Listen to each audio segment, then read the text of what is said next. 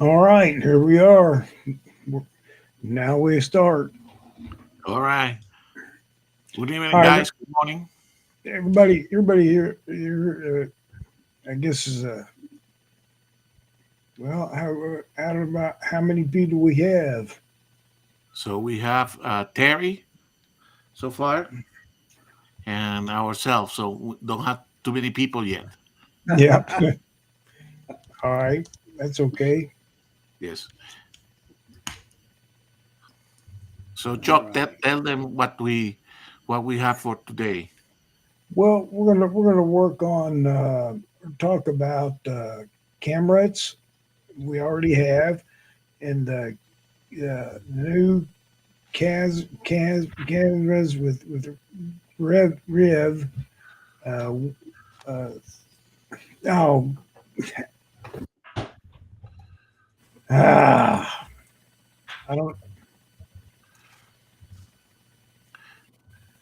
Go ahead. Yeah. Go ahead. Yeah. Go ahead, Gustavo. Yeah. So we obviously let's wait until we got a little bit more people. But for tonight, we have some of the talk about the red Nikon cameras. Correct. The remember last week we talked a little bit about that lens, correct? So so we will talk about that. The first of the Nikon dedicated or the power zoom lens. Let's talk about that. Um, Randall has some new acquisitions, right? And he will show some of that. Uh, for this week, we were planning to have a general discussions about the upcoming cameras, but obviously we were overtaken by the news, so we're going to start with the news. And but we're going to have the discussion about the upcoming cameras, notwithstanding the cameras that came from Nikon and Red. And then I have a little presentation about antler scoring on whitetails and mule deer. So to show some photos or close up of deer. So that's what we have. So we got plenty for tonight. So we have so far? We have hello Tim, hello Mookie Mac, Rakesh, hello Jeff and Leslie. Mr. Bisbee is in the chat tonight. I think David is out today, so we don't expect to see. And we have Terry as well, of course. Mr. Randall, Luke also here.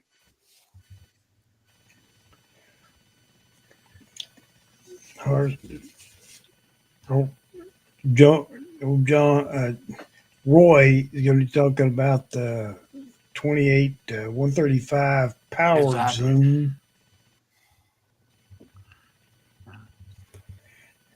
Yep. Yeah. Yes, Tim, we saw Great Wilson is here. I saw that he posted something just as I was getting ready for tonight's show, so I watch it later. Greg, yes, indeed. I see there was an article in Nikon Rumors about the comparison between the Nikon 28 135 power zoom with the Sony power zoom, which Yep. which which have been in the market for quite a while. They look externally very similar. Right? So Chuck, let me go and get the appropriate presentation here. And we have Okay. my iPad hasn't updated yet, so I don't know how many more people we have. Chuck, can you or Randall, can you see how many people we have? We have right now just four waiting, but it's more. So I don't know what's going on with YouTube. They've been something's going weird, with the numbers and stuff. The viewing. We got 14 now watching, 8 likes. All right. So let me put this one here, and we can let's start a discussion about this the red. Obviously, so I'd like to have some visuals. The team say that we have 14 people here. Okay, so ready to go. Okay. All right.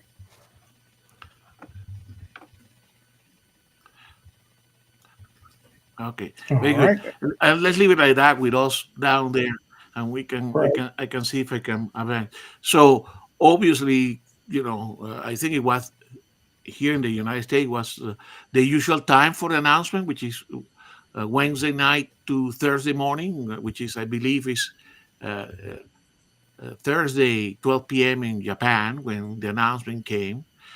We were somewhat expecting some sort of announcement because it had been in the Nikon rumor for quite a while, correct? That there is the possibility of um, uh, the power zoom, but we didn't expect to see, of course, the uh, red cameras, correct?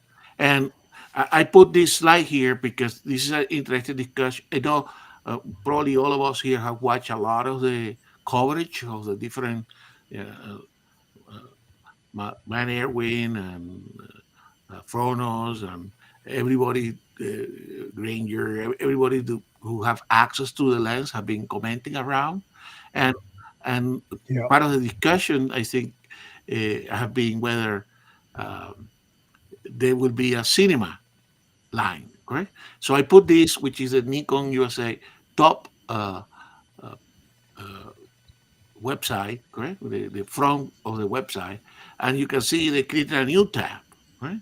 So that tab specifically say cinema. So those that are doubting that there will be more focus from Nikon on cinema cameras and cinema system, I think there shouldn't be any doubt anymore, correct? And I know a lot of people were waiting for this. I think in 1 week we went from knowing very little to now being in the full swing of things, correct? And so for sure, I think there will be a cinema camera. So obviously, uh, what turned out to be the most interesting portion of the week was what we were anticipating to a large degree that the first step will be to have existing models of the red cameras to be uh, to have a Nikon mount, correct? And as you can see, these are the Raptor and the Komodo camera, and with and they are very uh, distinctive because they have that gold mount, which matches now in hindsight, of course, matches the gold uh, base mount in the power zoom lens. Correct. So these two things have come together. Of course, that power zoom lens that we discussed last week, and now we know more. Uh, was announced in October. Okay, but the fact that it already came with that distinctive feature of that gold ring at the base of the lens tell us that something was coming. Correct, and this is I think this is the first step on this journey. Correct. We Hmm. have so we have some more people joining already. So we have Robert Wagner, uh, and we have Gim Ujurat. I think that's your friend, correct, Chuck? The wildlife photographer from Kenya. Yeah, I don't I think know. he is. Hmm. Yeah. So anyway, everybody's welcome here. Ted is here. So let us know, Gim, if you are our old friend in the channel. So obviously the red camera. So these are the two red camera. How different these cameras are going to be from the predecessor models, we don't know. Correct. That's actually something that we're probably going um, to see uh, in the coming weeks. Correct, as we go through all the different trade shows, and we're going to talk a little bit about the trade shows. Correct. So, but now we have two cameras and uh, one power zoom. We will discuss whether it's a cinema lens, but certainly Well, see, that's what they come with. we should talk about the Red camera because they are bringing with the uh, Nikon to bring the power Yes. zoom now to the Yes. camera, and it has a lot of saved whenever it's got just. Well, I'm just going to leave it off to my side. I'll let somebody else pick it up. Go And I ahead. think about these cameras, for what I have seen in the different, the discussion among the videographers, correct? So what this camera is, Yeah.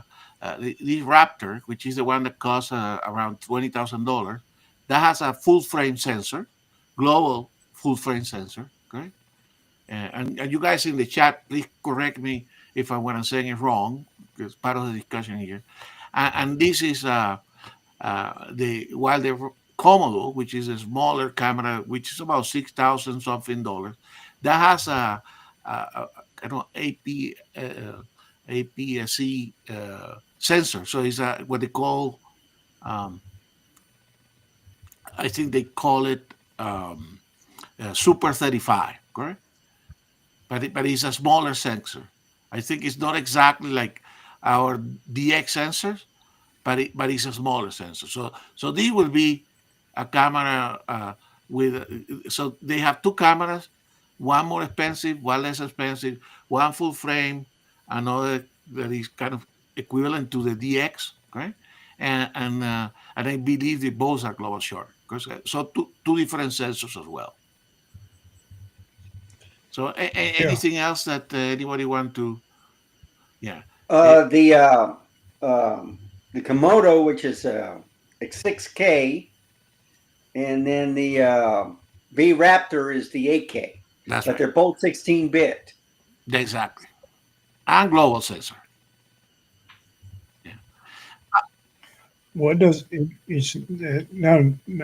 What is the Raptor is? What is it to? It's the 8K, and Oh, well, yeah, yeah. Okay. Well, it's about 15,000, I think. 20,000. yeah. Is it 20? I thought it was 15. No, it's about 20,000. Yep. Okay. And it's the yep. I, Man, I don't have a need for it, but I would like to have the the what the smaller one. I got a The text Komodo. here from Jeff. So Jeff is watching the show. Obviously, we still have the problem that he cannot join the chat, but we don't Why? know what is going on. But he's just telling us here, "Hey guys, so you're saying hi." He's losing his voice. He has a sore throat, so I know there is some flu and cold going around. Yeah. Just talking to Tim for a bit. Now drinking a hot tea with honey. One red camera is 6K. So he's correcting us here, and the other one is 8K, although I think that's what we're. So he just wanted to say hello to everybody. So that's Mr. Because I was trying to encourage him to join today, but obviously he has. Our friend Jeff is a little bit under the weather here, right? So Oh anyway, man. so this is the 20K. I think uh, Jeff and Leslie are saying that, and Rakesh also put a comment there. Yes, that's what we don't know, Rakesh. What is happening in the software side of the camera? How much merging of the software happened? How much the merging of the autofocus system that exists in our C9 and C8 is now in these cameras? That's what we need to see. The example coming from the trade shows, correct? Because I don't think many people have yet posted anything about this. The other thing I read is that apparently Red is going to announce that some of the cameras that exist with a different mount can be retrofitted. So there is a retrofitting program to for those that Yeah. has so people don't have to buy the new cameras. They can go and buy uh, they Adapter. can take it back. Now the retrofitting of the system is somewhat, I understand, is somewhat expensive, correct? I believe it's thousand something dollars, but I mean these are expensive cameras, correct? And these are professional cameras. So Yeah. But they'll rewrite uh, the oh shoot, I don't know what it is, but anyway, we rewrite what the camera. Uh, yeah, what dang on. I already lost it. so we have you posted this, you put this one here from Gray Madison about that he was hoping for the we have Joy in the green room, which is All good because right. he's a videographer here. So I was saying that Madison is mentioning that he was hoping for the P7 or new intercooperated C mount red camera. We don't know, correct? I haven't seen anybody going through the menu of these red cameras, correct? But obviously, I think most likely next week we're going to see a lot of that, correct? Because you will see later on there is some upcoming trade shows, and hopefully, for sure, in some of the trade shows, these cameras and the power to zoom lens will be available. So welcome, Joy. So obviously, we're talking about digital cameras and video cameras. So what is your take on these Z mount red cameras? I mean, I am so excited that it's happening this quick. I mean, the acquisition wasn't that long ago, and sometimes when these sort of companies merge together, we don't necessarily see something happen right away. So the fact that you've got obviously the mount being introduced to the Z cameras, or I mean, sorry, to the red cameras is huge. But pairing that with also that new zoom lens that got dropped, that is more of a cinema focused lens. I mean, I think it's really exciting. I think red has got excellent color science and is definitely leading the way in terms of cinema cameras. But I think that there's a little bit left that people want from it, right? Better autofocus, simplified menus, more compressed codecs, and I think Nikon can really bring that to the table with them. And if they're already doing a cine lens and introducing them out, I mean, I think that's best case scenario. That means that the teams are really working closely together, which I know that when the acquisition originally happened, I think people were a little bit like, oh, like maybe it's just gonna be business as usual, right? Like maybe this is just an acquisition. So the red compression the red video codec that Nikon wanted to use, so they could just use that. But I think this is really, really, really great. And then I mean, also as well, one of the big plus sides of Nikon glass, I mean, it's always been the shorter distance from the lens first element to the sensor. So it'll be interesting to see in terms of the lenses being on there if they are that much closer, and if videographers and cinematographers are able to see a difference. And then also as Nikon releases more cinema style lenses, kind of how that gets built out. So yeah, very exciting for sure. Yeah. So I think the comment here, one is from Jeff and Leslie, talking about that, I know it's actually Roy, that obviously 20,000 K for business, and most of the cameras are owned by people that have some sort of business, where it can be written off over as an investment over 3 years. Is actually not a difficult proposition for them, although they probably will end up buying more than one, correct? Yeah. Yeah. And Jeff Neville here say that don't see many folks will spend 7,000 or 20,000 for the camera. Not a fan of cinema cameras. General shape is a box, no ergonomics, and too large, and a cage, and all stuff for a parent cinematographer personally. But I agree with Jeff. But I don't think in our community here unlikely we will see anybody owning these cameras because here we are the photographer or hybrid photographer video, and we most amateurs, correct? So it's a different proposition for us, correct? But Right. but for sure it will be. I think it's an exciting announcement. By the way, guys, since we and Jeff and I always talk a little bit about wildlife.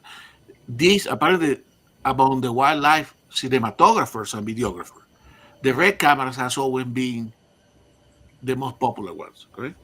So so so I actually was trying to locate from a recent BBC documentary because I noticed that when they showed it behind the scene that all the wildlife cinematographers were using red cameras. So for us in interested in wildlife, these are going to be popular with the wildlife photographers. Right? So let's Yep. advance these so that we can discuss some of the stuff that. So here you can see now that uh, power zoom mounted in one of the red cameras, right? And of course we were talking about the gold ring both in the lens and in the camera mount, correct? And indeed, Joy, Yeah. because obviously this is a Z mount, so our adapter will adapt every single F lens, correct?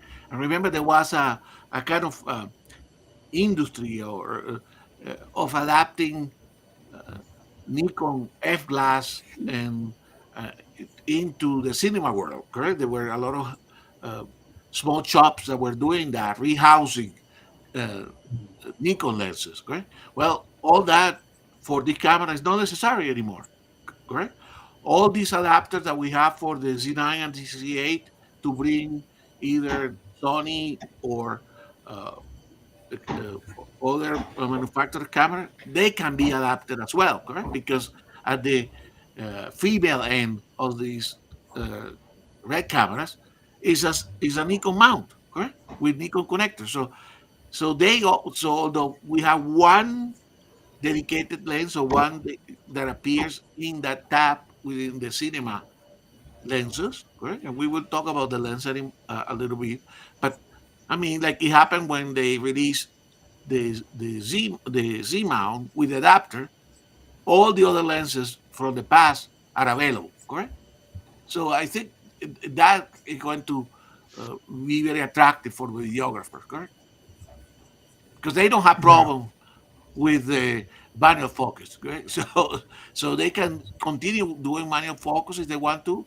They hopefully will have a better autofocus with some of the dedicated autofocus mode that will come hopefully in their software now. But they have now tremendous amount, and you can see here Nikon in their Nikon USA uh, basically saying, "Hey, you have all these lenses, right?" And of course, there is this uh, lens that was now announced at the same time together with that one. There have been a lot of discussion whether it's a cinema lens or not because it doesn't because it's still quoting the aperture in f stops and not in t stop, right? And all that discussion is going on. But as far as Nico goes, I think it's under a tab that says cinema, correct? Yeah. So I think Nikon is seeing this as hopefully a first of a many lenses, right? And this is for a full frame camera. This is a very popular range. I understand with videographers, 28 to 135, right? And of course, it's a power zoom lens. And those that were with us last week, correct? Um, remember we were talking about uh, whether these were the focusing ring and whether this is the zoom ring, and we know this is uh, uh, the programmable ring, correct? And indeed now we know that that's the case, correct? We also know that this ring can be geared if you decided to use it as such, right? Uh, the people that have seen the lens apparently is relatively lightweight compared, let's say, it weighs less than the planar lens, right? And it's, of course, it houses all the power source. I'm sorry. Yes, I think Nick, welcome, Nick. Yeah, I think uh, people will have to decide whether they will go 28 to 135 or 24 to 120, correct? Uh, Obviously, the 21 to Yep. 120, which many of us have, is a very popular, versatile lens. Right? But the 70 or the 8, well, it's this lens. It is, yes, they used this, gosh, very used with with all, gosh, well, it just all, let me just back it right. Okay. Yeah, Hang okay. up now. Uh,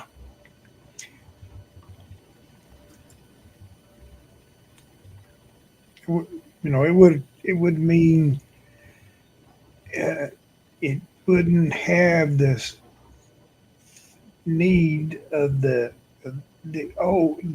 new lens, as it would be all one piece, one, like, the 24 to Yeah. 120. It has moving Okay, parts. okay, okay. So this is all internal There's zoom. Our 24 to 120 is an external lens. Things like, gimbals. This will be a better lens for a gimbal because it will not change the center of gravity of the Yeah, system. I agree with you, Chuck. So yeah. and Joy, I don't know how you see it. I mean, this is a lens for videography, correct? And that's why it appears now under the cinema line.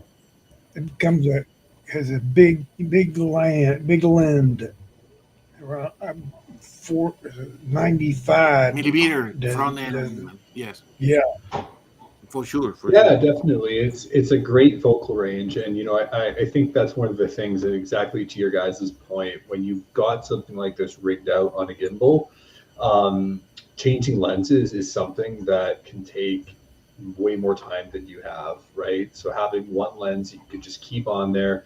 You've obviously got your filters at the front. It's all balanced out with counterweights, because that's the other thing as well. Is, I mean, gimbal in the sense that typically we would think of, it's just a mirrorless camera, right? We can balance it on there pretty easily. I mean, it obviously takes a little bit of fine tuning, but when we're talking about a weighted system like this, you've got counterweights, and it's quite rigorous to do. So no, I'm really excited to see how it sells, and also, I mean, if you guys haven't seen Jordan Drake's review of it yet, it was great. It looked really sharp. He was using it just on the Z8 there, and I mean, it was beautiful looking. I was like, oh man, these colors are unreal. I want this.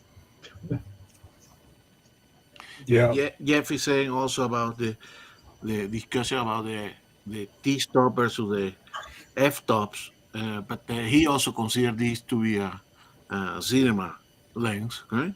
And, and for sure, this is and this is what I'm saying here, that he considered this lens to be a bridge lens, right?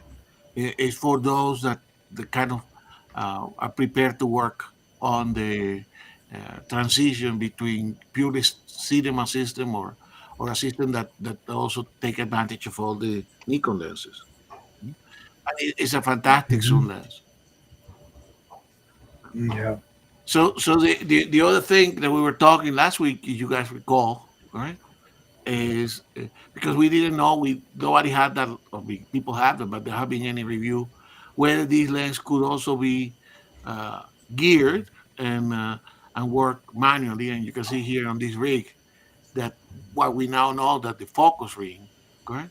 We have a gear here for the focus ring. So most likely, although it's an autofocus lens and it's a power suit lens, people will be able to gear either the zoom or the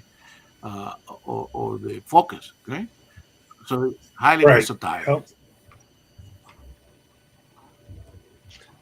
Yeah, It also has a third ring, right? Be programmable. the programmable one for which I understand now from looking at some of the videographer.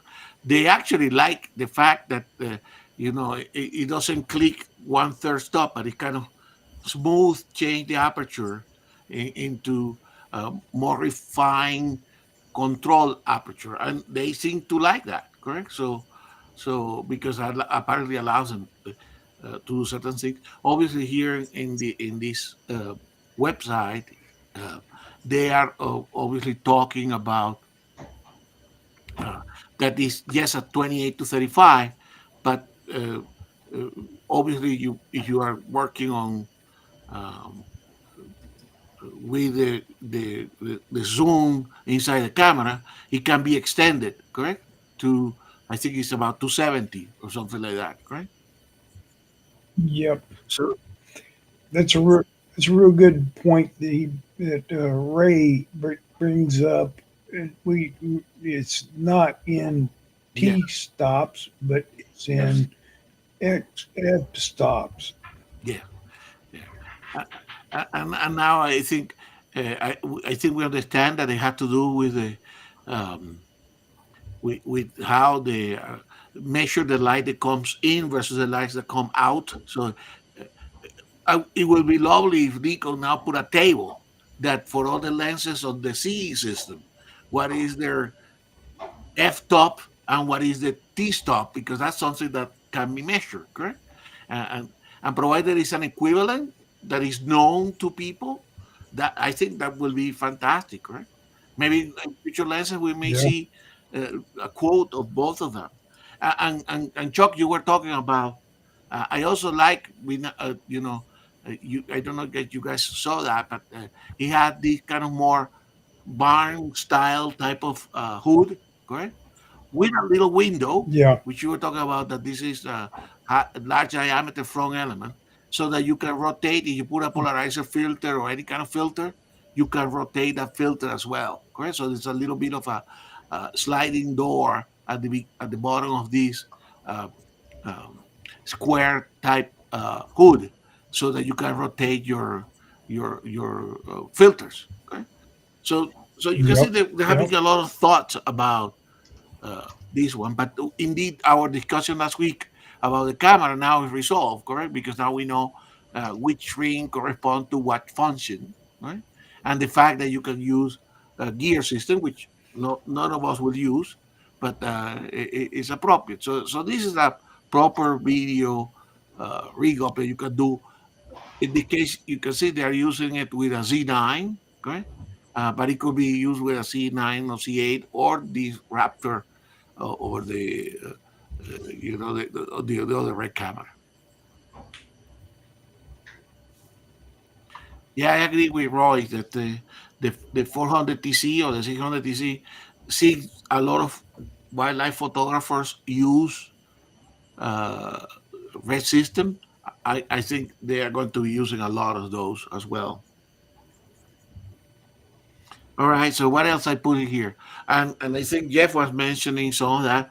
Not only they came with the two cameras and the lens, okay, but they also came with a new adapter, actually a rather expensive adapter that adapt from the Z mount in the new red camera to the PL, so that if people they have PL lenses or they rent lenses from rental houses, okay, they can use that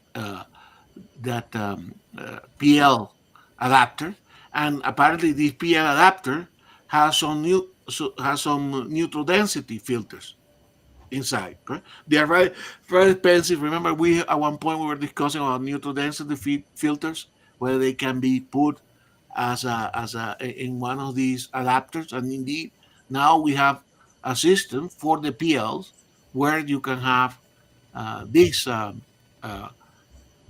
neutral density filters. I haven't read sufficient to know how they work, whether they are electronic, but you can see here there is a plus or minus. So I presume you can dial different amount of f top or t stop that you can take out using that neutral density filter. Did you know how these work, Joy, since you're more of a videographer? Oh man, I wish I did. Yeah, I mean, honestly, like the cine system is just something I'm not like. Yeah, I wish I knew more about it. I wish I could provide a bit more value to the discussion. But I know with some modular systems, you've actually got pieces you can slide in and slide out. On the Canon C 500, I want to say they've got a built-in ND filter system that you can adjust on the sensor itself, just in front of it there.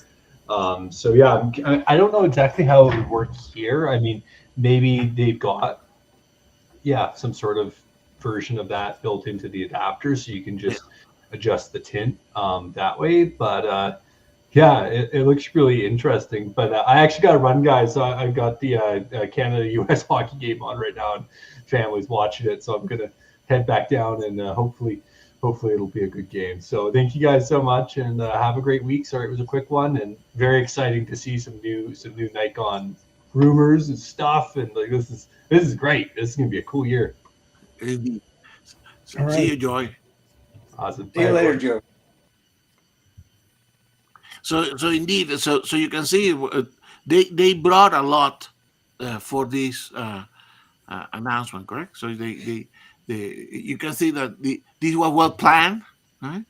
And it was, in my opinion, Chuck, very well executed, correct? Yeah. There was no leak. Everybody was able to put their videos, the one that have these lenses, and the for a while, and they came with with the foundations for a cinema system, correct? All the elements, the adapters, the first lens, the cameras, correct? So I think it was very well done, in my opinion. What he what do they have? Rev, Randall, what do they have is Z. So there in the rumor mill, there's more cameras on the way. Z7 III, Z90, which might be the D500 replacement. But you know, they're rumors. No, I mean, what do they have? What did they put in the things? You know, were there any? well, the God. Z90 will have a CF Express Type B card, like the Z9, Z8, and the Z6 III, or even like the Z6 II or Z7 II. And The Z7. we will have a chance to discuss that later, Randall. How much? What would they have when they put the new in the red camera? How much of these EPL or adapters is what I'm trying to get with? You had them with some when you hit them all. You look a few minutes. When you were looking at the Nico rumors, Randall. Yeah.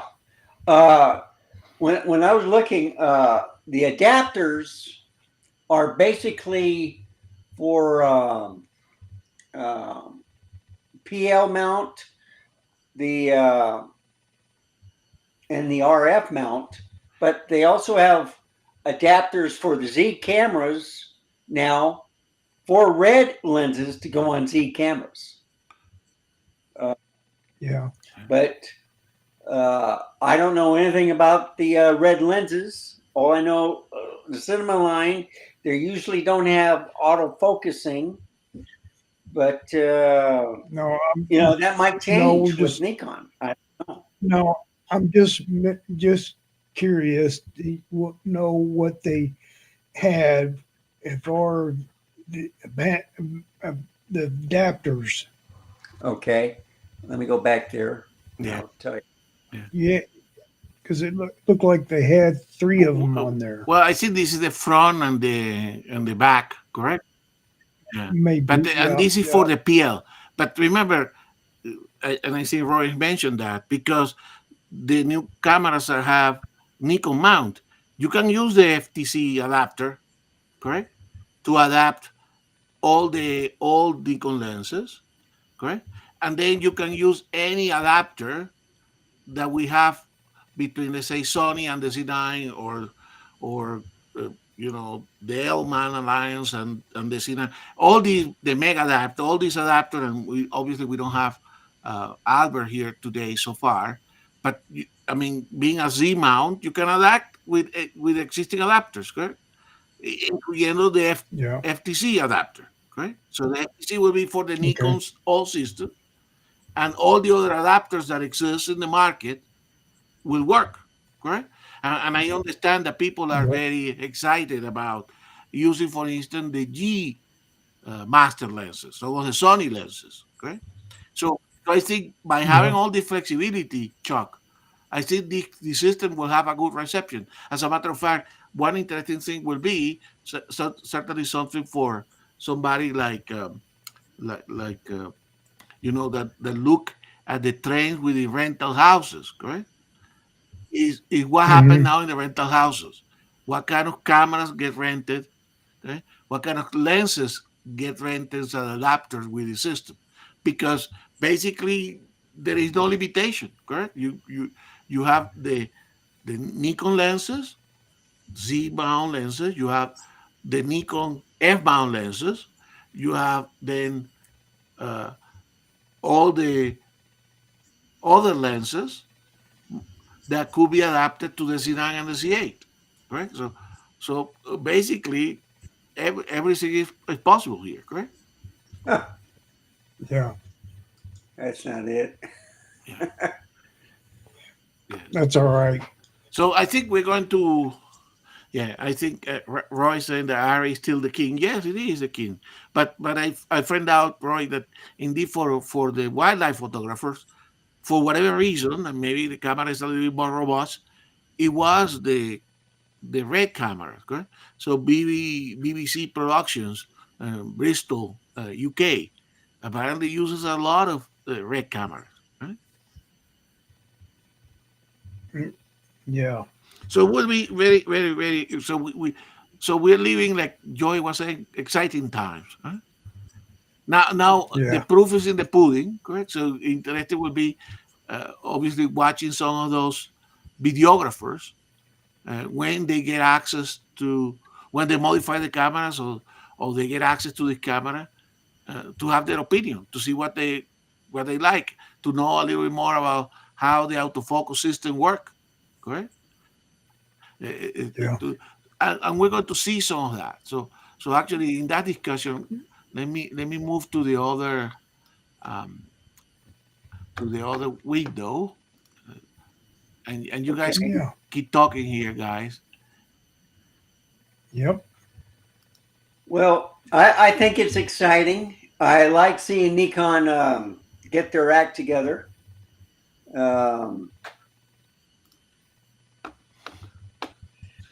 They're quiet when they do stuff, and then when it does come out,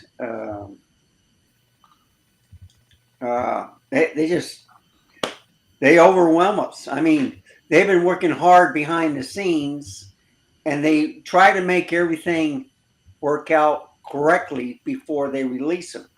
And what they do, which is good, is that they make sure that it's not like vaporware, where Canon would put stuff out and all of a sudden it's all sold out. Whereas Nikon, they got a flow and then they got another second flow coming in just right after that. So I think it is a good time. Yeah. It will be with the new red stuff, and now that with the giving the new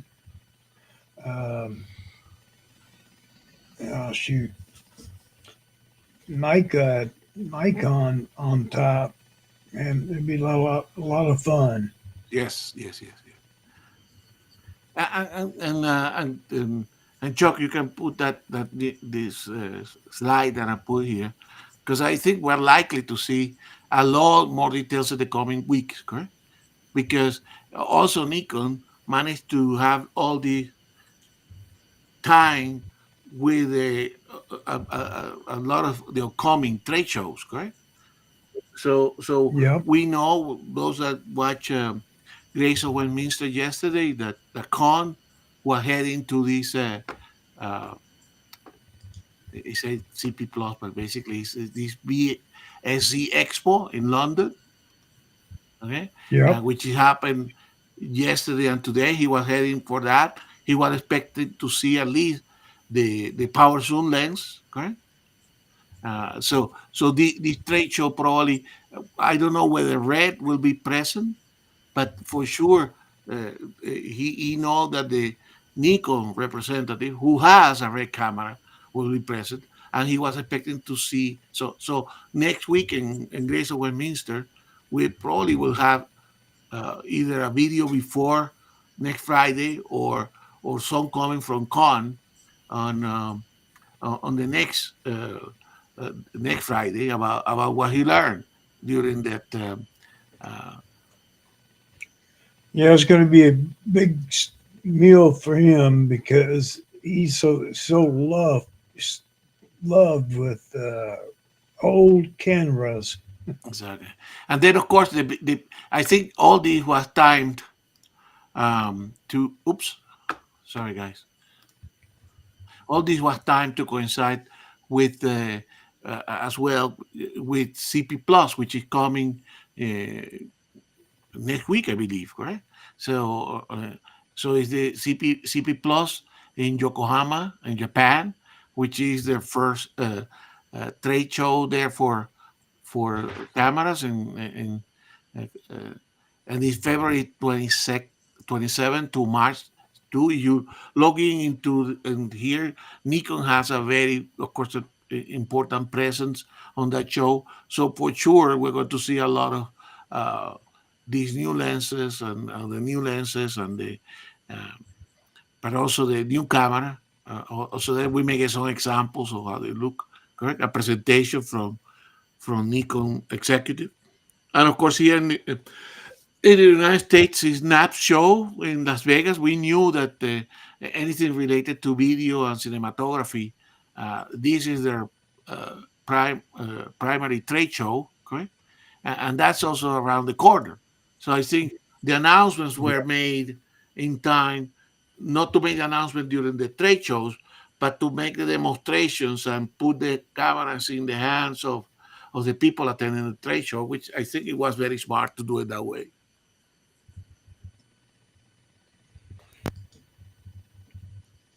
So any more comments? Let's see what the guys are saying in the chat. Yeah. So what do you guys people what in the chat? What do you guys think is this? Do we expect to see more cinema or hybrid cinema zooms this year or not? Apart from the 24 to 28 to 135. What do you guys think? Please put your I comment. think so. Yeah. Um, yeah, I'm re-looking at the adapters, Mm-hmm. and what they are is two for the Komodo, and on the Raptor they just have the Z to PL and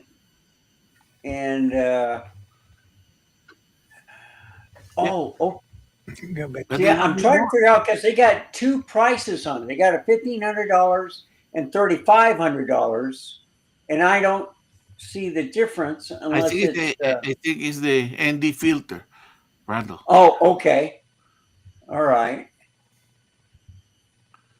yeah. So, but then okay,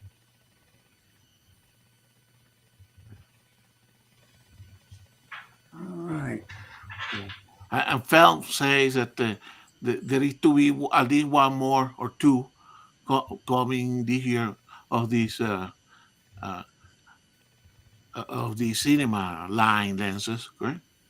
The question for us, Yeah. which are mostly photographers, right, whether this will impact what they are going to deliver in the for us photographers, correct? Because there is only in all the companies, there's only some limited resources. Although of course they are obviously using a lot of resources from Red, correct? But in type of lenses and everything, that would come directly from Nikon.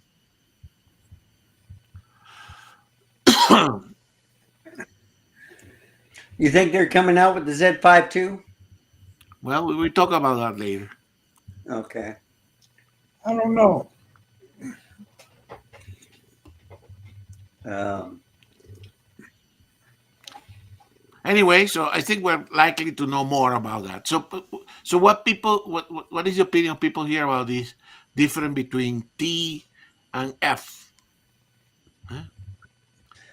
Jeff was saying that the calculation of T is a theoretical one. Right? For T, for T, Yes. T stops. Well, yeah, it's more formal. It's it's and the F stop is just Okay. yeah. It may be right or at 1 2 or 2.8 or maybe Okay. It's 3 or not whatever. as precise. That's what you're saying. Right. Yeah. But with the T step, it's the same. It's every time you Oh, look okay. at. Okay. Okay. Well, for sure, it will Yeah. be good to have to have that table with equivalence, correct? Yeah. But they start the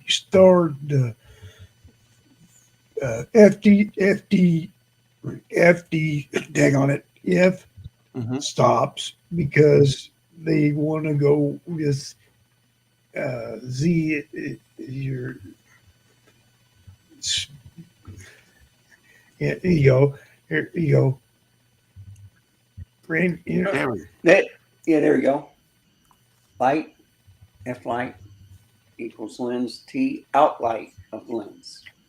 I don't know if it's exactly right, but But as you say, what you're saying, Chuck, is so if they have the same T stop and they change lenses, the exposure on the yeah, film or the exposure on the sensor will be exactly the same. yes, yes. Or So yeah, there would not be slightly different exposures.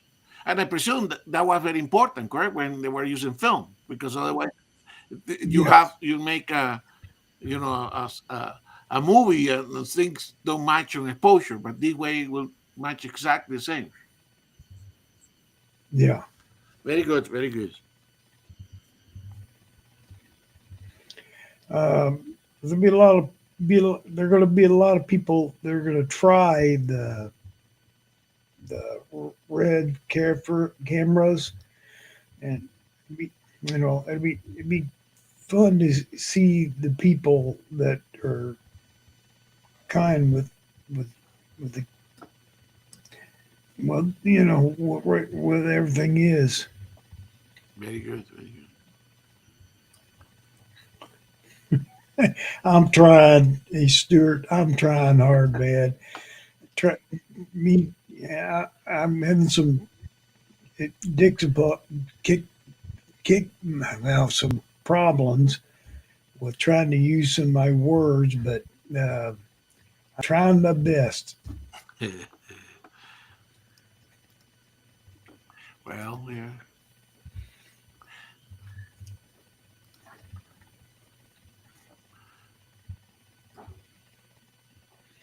Yeah, are they gonna? Let's see. I I think the impact of new Nikkor Mhm. semi lenses, uh, cameras on Nikon photographer. Yes. Uh, my, oh well, Yeah, I think Gray is correct because of the wide aperture or the wide diameter of the uh, lenses from the Z lenses. yep, They will have a lot less vignetting that the other lenses, correct? And that's something probably that the cinematographers are going to like, correct? yep. So that is very good. So no, I think exciting time for sure. Okay, I say so. Gary Gray is making another good point that obviously with all these coatings and they change the light uh, and the absorption of the light, right? So the T stop can be slightly different from the f top for that reason as well, correct? Yeah. Anything you put inside there is going to modify. So Chuck, I think this is a good time to remind Yep. people of the photo review. Yes, it is. So Hang we have on. a fantastic photo review in February, correct? And again, remember, we this is one tradition we want to continue for sure. So the next photo review uh, will be in Selective Imagery YouTube channel, and that will happen on Saturday. Oh, I put the wrong one, Chuck. I put the February. Yeah. Yeah. So it will be March. So let me I put for the next segment. I put the one for March because I have them both. Just probably I didn't close the February one when I modified. But uh, please remember Saturday, February 1st is incorrect. It's actually Saturday, March 1st, which is exactly in 2 weeks from now. Correct. Yeah. You continue to send your images to uh, selected imagery one at gmail.com. So continue sending the images at uh, Jeff. Next week, probably Jeff will tell me, or if he's still listening, how many photos he has already. But I guarantee you, he doesn't have that many. Remember, the format is JPEG, uh, 2048 pixels in the long end. Slightly bigger is okay, right? And the deadline for that will be the Friday before the meeting, which is going to be February 28th, which is so this is incorrect here. Okay, uh, but if you have your photos that you want to share with us for the review already, please send it away and include the settings and a brief description of your photos in the email to Jeff. Right. So please do that. And when we do this later in the show, I will put the new information because I have the slides. So I'm sharing the wrong one at this moment, guys. But 2 weeks for the next photo review. All right. So what now? Remember, you got to get these pictures out there. Get them out to um selective imagery. Yes. Get them in. You got to got to get them out there. Yeah, I am B. I am see my. I'm, you don't see me seeing my jippers, peppers, but I'm gonna send my in there the next read. Yeah, Okay. So you're going to submit some for the next one? I'm gonna put some in there. Yes, Oh, I. fantastic. Well, we're looking forward to see that. Well, you have the beautiful photos. Your cat is already good quality there. Yeah. Fantastic, fantastic. So anyway, so 2 weeks from now, we will have our photo review. So people that are attending in the chat, please do send those to Jeff. Correct? He's very conscious. He deleted immediately after But we typically have somewhere between 80 and 100 photos, and every time we have one of these photo review, we really get inspired uh, by the quality of the photos that we see from the community here. We're still going, still arguing about T stops and Yeah. F stops. Let's see, Troy, if we can see that table uh, for all the Nikons, at least for the Z lenses. That would be fantastic. All right. So I go and get some coffee and I'll be right back. Okay, very good. So anyway, so I think very, very good news. Let's see what coming weeks uh, bring us. But for sure, Nikon started this year with a banger, and I think it was Tim that was mentioning that, considering that the acquisition, not that much time has happened since the acquisition, they are definitely moving fast, correct? Because they came with lenses, adapters. Obviously, the collaboration with Red is going very well. Yeah, Nick is asking whether anybody here in this community has used uh, Red cameras. I haven't used any Red camera. I haven't seen any Red camera. It would be nice if we can. I think if one of these somebody that's close to these trade shows, or a camera store, Randall, you in Texas or here in Denver, if we start seeing some of those cameras coming to the local, so at least the less expensive one, correct? The 6,000. Well, I haven't seen anything on the P1100 yet. What is it? Panasonic's coming out with one. Canon came out with what is it? The V1 or something like that. They're trying to compare it with the new Samsung Galaxy with the PowerShot. I think VM1 is what it's called. But you notice that every time Nikon or Sony comes out, Canon puts something out at the same time. Yeah. But it's just trying to steal the glory away from Nikon or Sony or stuff. Canon does that. But what is it? Firmware updates. Do you think Nikon will make a 28 to 105 f2.8 lens? You know, they got the f4, so that's the only next thing. That's the other thing people would like to see. Yeah. And with the 28 to 135 power zoom, I did find the difference is that the Nikon one is longer, but it weighs less than the Sony. But the Sony has stabilization where the Nikon doesn't.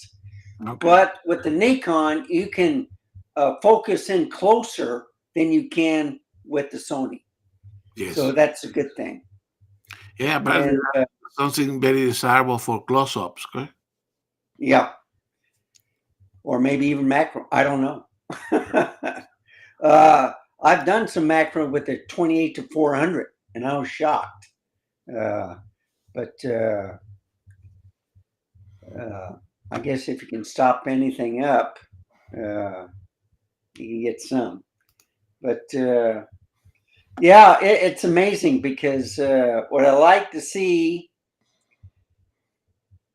if you put a Z mount on or an adapter, it's just basically adapters or the to the cameras, to the Red cameras. They don't have the adapters from Red lenses to the Z mount yet. Am I correct? Yeah, you're probably correct. But I don't know what type of mount they do have. And they didn't have that many lenses, correct? Only few lenses. I thought they had quite a few lenses. So yeah. But who knows? A lot of people like the red color science.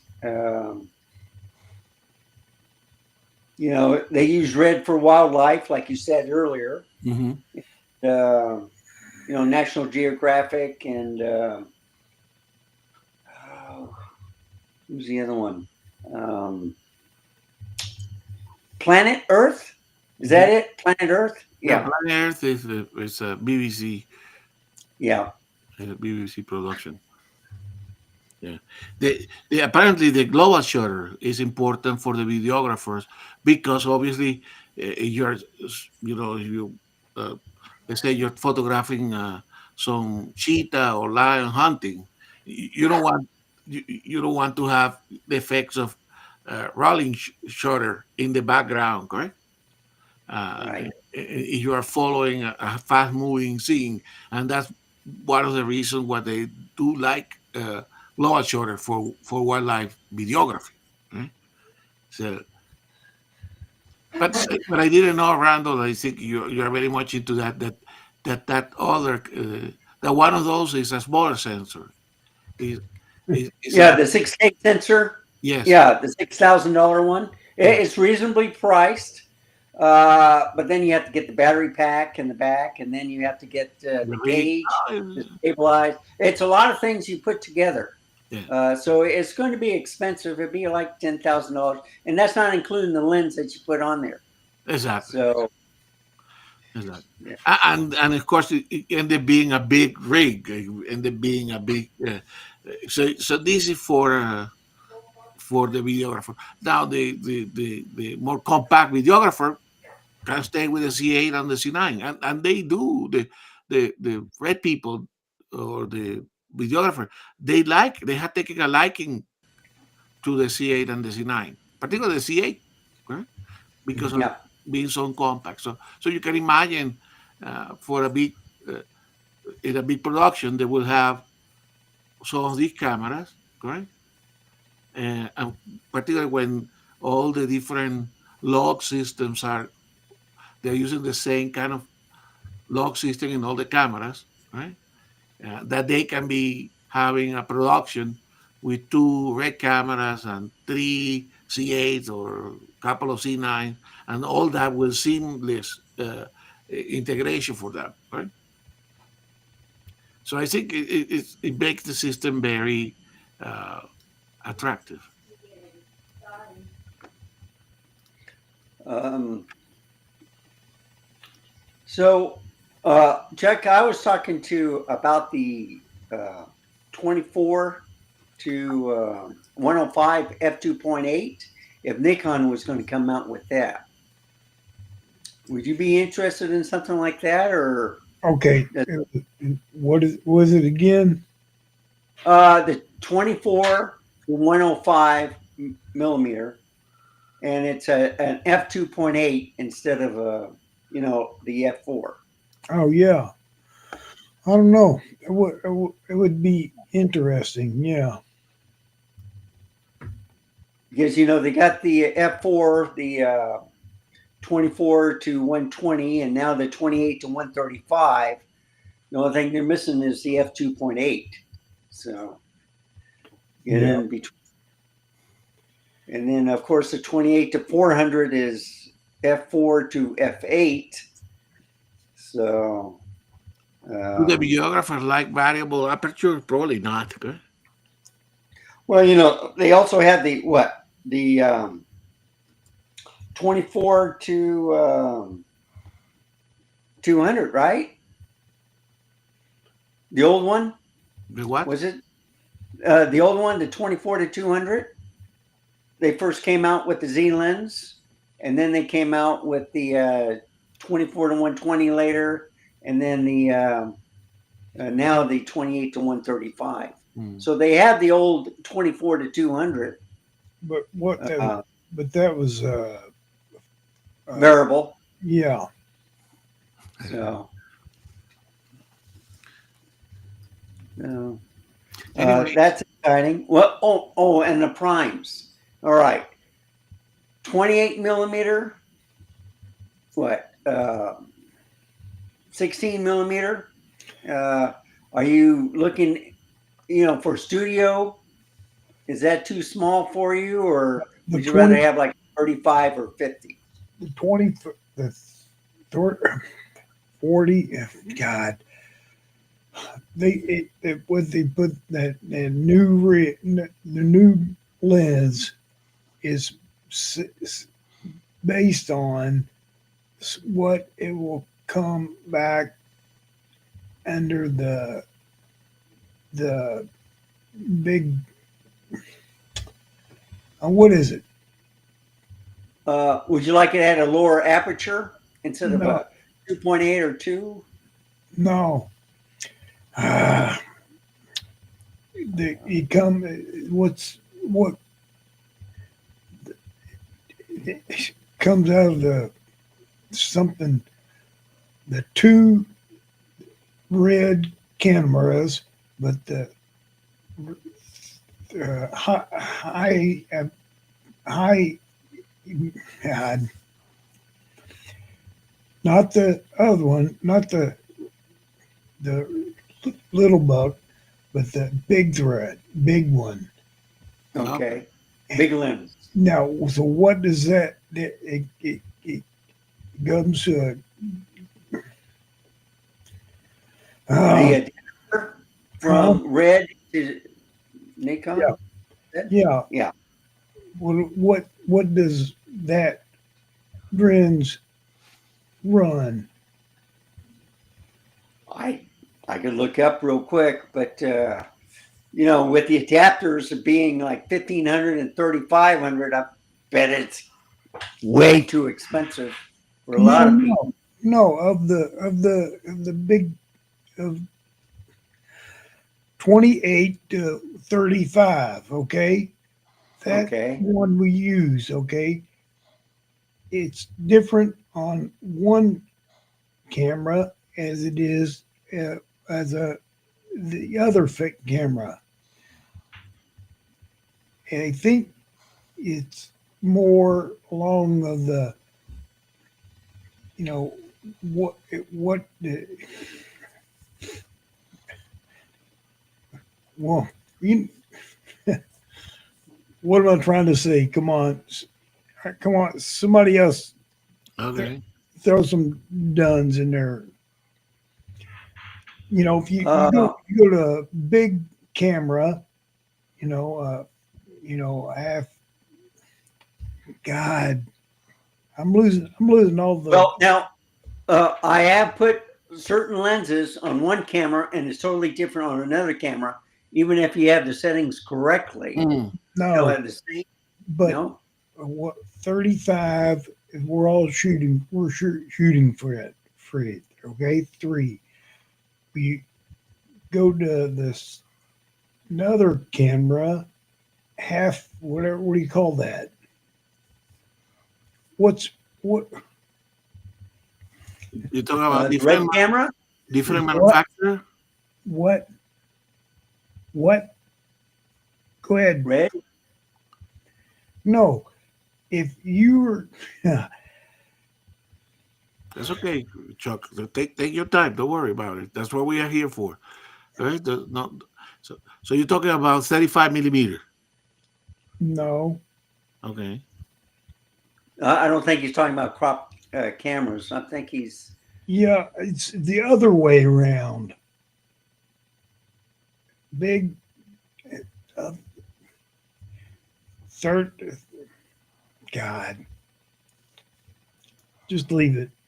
We'll think about it in a minute or two. Oh. So Chuck, put that other slides that I have for tonight.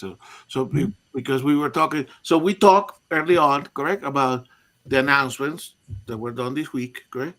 Now for this week, we were planning to talk about cameras, Z cameras, correct?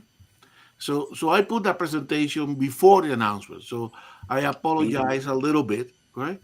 Although there is no incompatibility with the announcement, but I put this one before the announcement, right? But I think this will complement some of the discussions, right?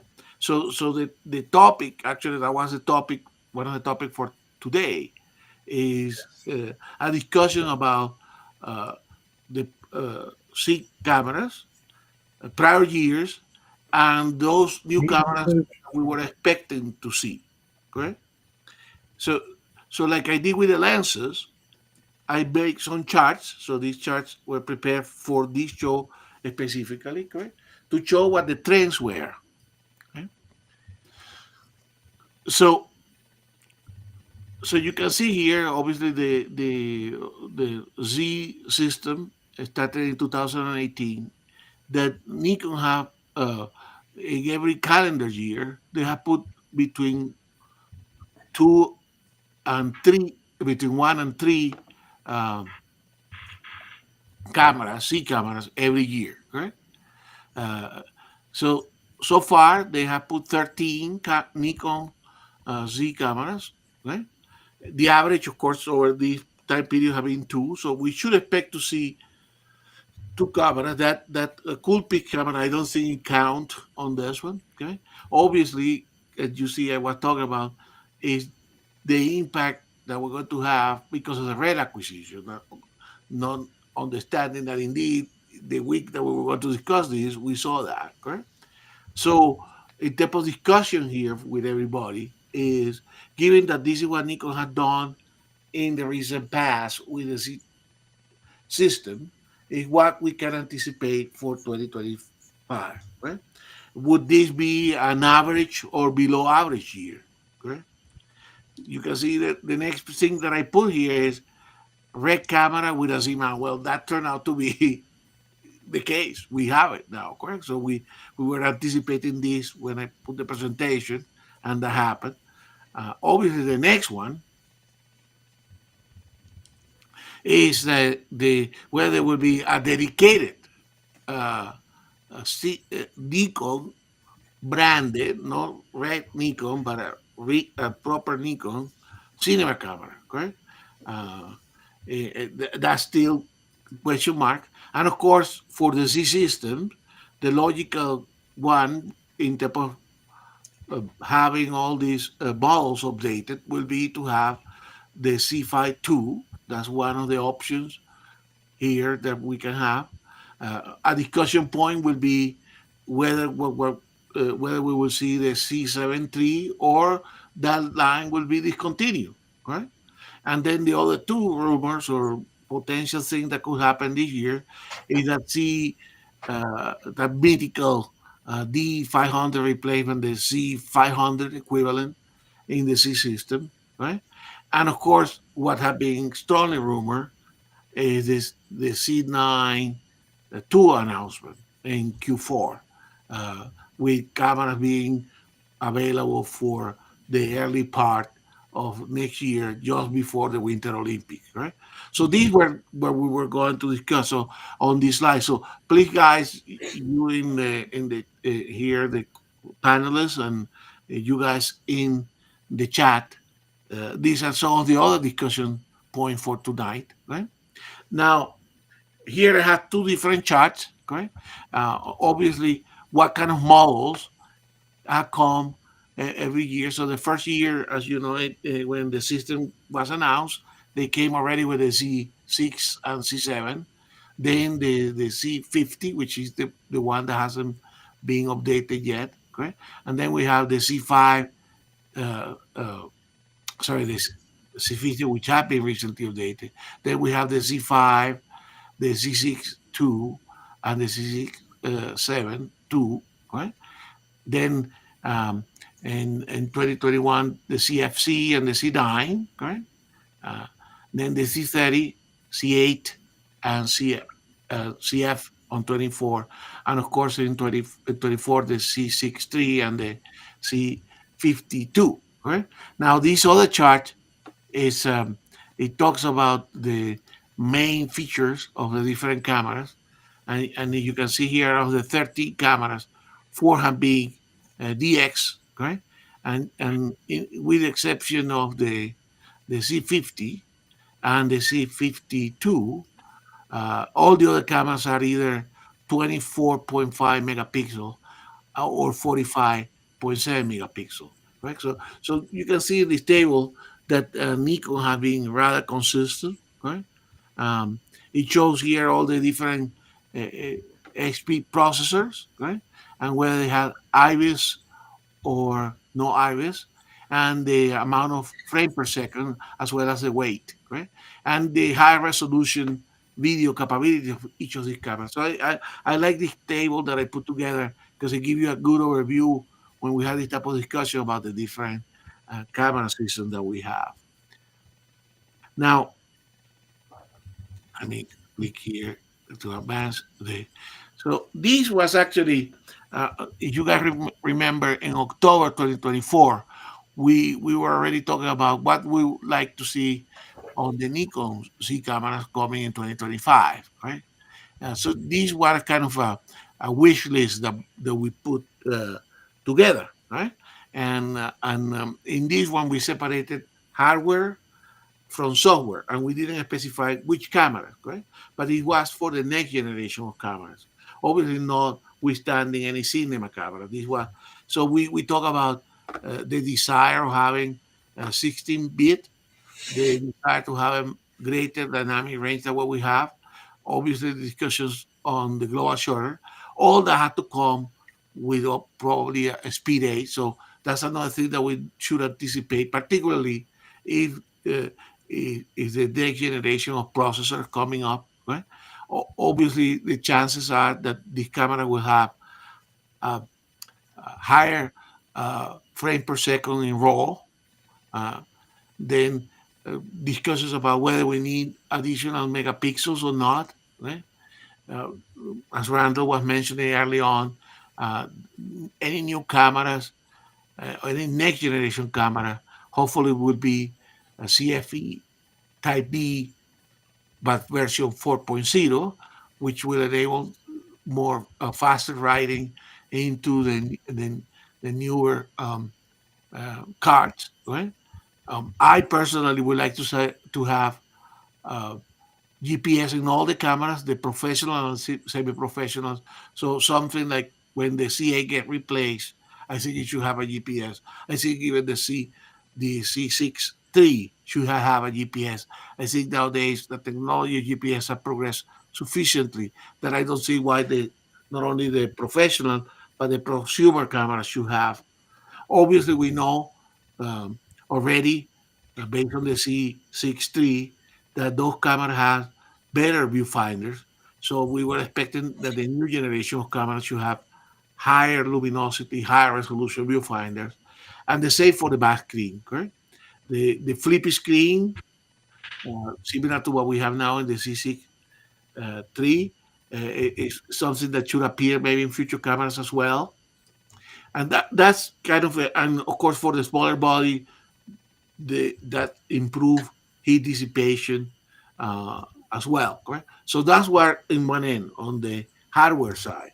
On the software side, things that we wanted to see is obviously pre-capture in RAW, refinements or additional autofocus subject detection, anti-theft features. That's something that we had discussed in this channel and in Jeff's channel before. Uh, this programmable frame per second function button, aka speed buster button that we have in the Sony cameras, that seems to be something that we would like to see. Image authentication, that's it, that most likely will come. I personally like to have the ability to program delimiters for the focus distance, right? Uh, then real-time advances in computer photography. I remember I mentioned that there could be, at least on the JPEG, more processing, and you should be able to display those to see how the camera, even if you're shooting raw, how the cameras are, how the photos are going to look if you go to a full process. In camera noise reduction, like Canon is doing, we didn't get any consensus. If it happened, that should be a programmable preview or not of the noise reduction.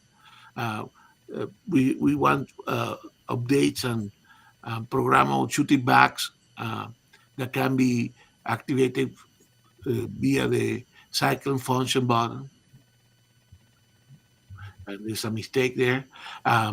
Programmable under and over review buttons, and of course, greater interoperability with phones and tablets. So that's the list Yeah. of our discussions in October. Obviously, not any single camera will have everything of this. Okay, Yeah. it will be a combination. So for today, what I did, and this is where the discussions is, if we translate that to specific cameras, seeing every specific camera will have its own set of these features, is what do we expect in the different models that we anticipate coming. Okay, so and of course this is not given. This is us here discussing what it could be. So you can see, for instance, here in this table, I put the cameras that I anticipate that we could see, and I will be interested on acquiring. For instance, the C9 II, correct? Uh, like we have been talking about here, having 16-bit, uh, having greater dynamic range. Obviously, that will have to come with a new processor. Okay, um, higher frame per second. Remember, for RAW is only 20 frame per second. With a new processor in RAW, maybe we could be going to 30. Uh, the CFE Type B of 4.0, and of course the new viewfinder. So out of that list, these are the things that I would like to see. The likelihood of seeing in a 45 megapixel. I remember I don't increase the megapixel. I don't put the global shutter yet on the C9 II. Okay? Um, the likelihood that we will have 16-bit and great dynamic range on the next C9 is unlikely. Okay, we probably see some improvement, mostly on dynamic range. 16-bit, when I have been talking to you, although highly desirable, is something that probably still a little bit too far for the current technology. Right now, on that C9 II, what kind of things we like to see on software? Obviously, we like to see pre-capturing RAW. That's something that is missing, although we were hoping to see that on the current version of the C9. For sure, we're going to see further refinements on autofocus and subject detection. I personally like to see some of these anti-theft features, and we should be able to see this speed buster button, okay? Uh, and more interoperability with phone and tablet. So that's kind of out of that list that we put in October, what I would like to see coming into the C9 II. Any comment on the C9 II? Anything that I'm missing here for a future C9 II that you guys would like to see? 12K instead of 8K. 12K? Yeah, for video. Okay, okay. I will make a note. Now, do you can you do 12K with the Yeah, like correct? Magic can do that right now. Okay, with a 45.7 megapixel. Uh, so the big argument is if you go higher in megapixels, less light, or less low light, but better for cropping. Hasselblad has been putting out some great pictures. Of course, their lenses are a lot slower. They're like f4 and up. But I don't think it's difficult. The technology is there. It just depends on what the consumer is going to pay for a niche camera, and that's all it is. It all depends on the sales, and if it's popular, and if the demand is there. And of course, for us on raw uh, photos, we already have 14-bit, okay? But the Right. video is only Is 12-bit. 10. 10 or 12. Well, yeah, with ProRes and yeah. Exactly. But so the 16-bit will be only for stills, so only for photos, correct? Right.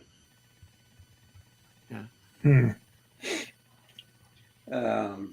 So Roy is making a point that obviously we have a very competent C9, correct? And so he will be different. They had to make something dramatic to make people want to change from the C9 to the C9 II. It cannot be a minor feature because it's an expensive camera. So you have to come with something attractive enough, correct? I think that's why they're going to can't come with maybe um, what, what, the same thing. Um, The 16-bit or the dynamic? Right. Well, yeah, but the XP 8 is what they need. You know, the better, and then of course, better processor. yeah, I think they're taking apart, taking. Well, shoot, God, I'm. It's late. My head is pending.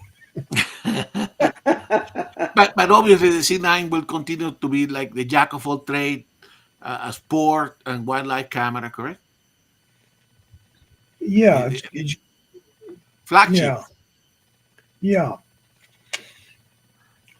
But I was just thinking maybe it's going to be a good because as I could see a God like the same thing that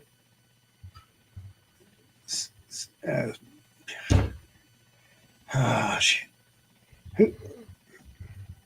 I'll forget it. I'll think about it and then in a minute. Okay, okay. So obviously a lot of consensus in the chat about 16-bit and indeed eh, XP8 had to be had to be it require a new processor, correct, in order to be able to work. So so the other camera, correct, in this table is the C7 III, correct, which we don't know whether it's a line that is dead or is a line that is still active, correct, and and and uh, and the that camera, the way I took some of the features and put it here, this would be like the landscape camera, correct? That would be the the camera that people will use for that type of work, correct? So indeed, for a landscape camera, having 60-bit will be great, correct? Yeah, It will Yeah, but I don't think if they do come out with it, it will be with the XP 7. yeah, It might do something with the processor. it Uh, depends where it comes. If it had to have a larger megapixel, correct? More data to push, it may require the speed 8, and maybe that's the reason we haven't seen it, correct? the Z92 is Yes. going to be a or could be. Um, gosh, I just had it. Higher megapixel? No, it'll still be more than what the new. It's the yeah, it'll be the super camera, top tier. Yeah, but it will be a good a good shoot. Uh, I had it going, man, Okay.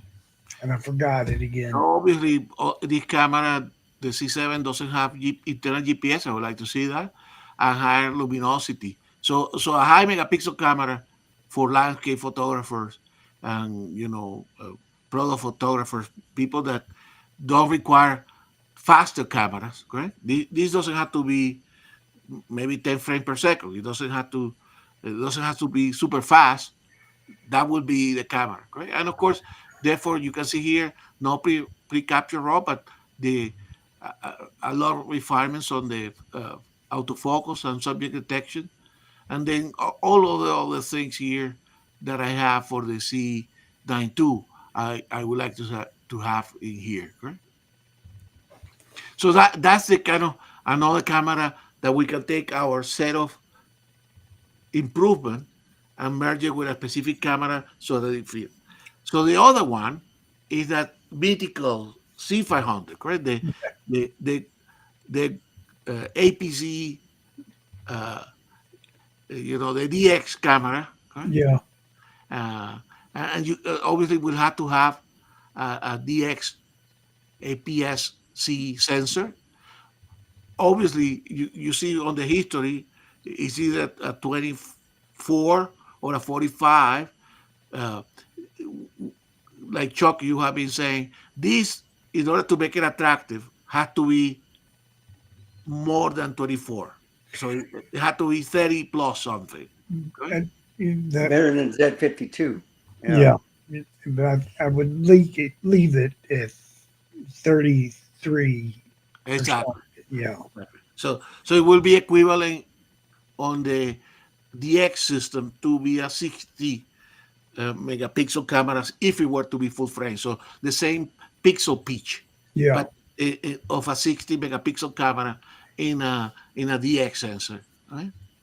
So Yeah. obviously, this being a camera for the wildlife photographer or the sport photographer that wants greater reach, correct? So this would be like the professional DX camera, Randall, correct?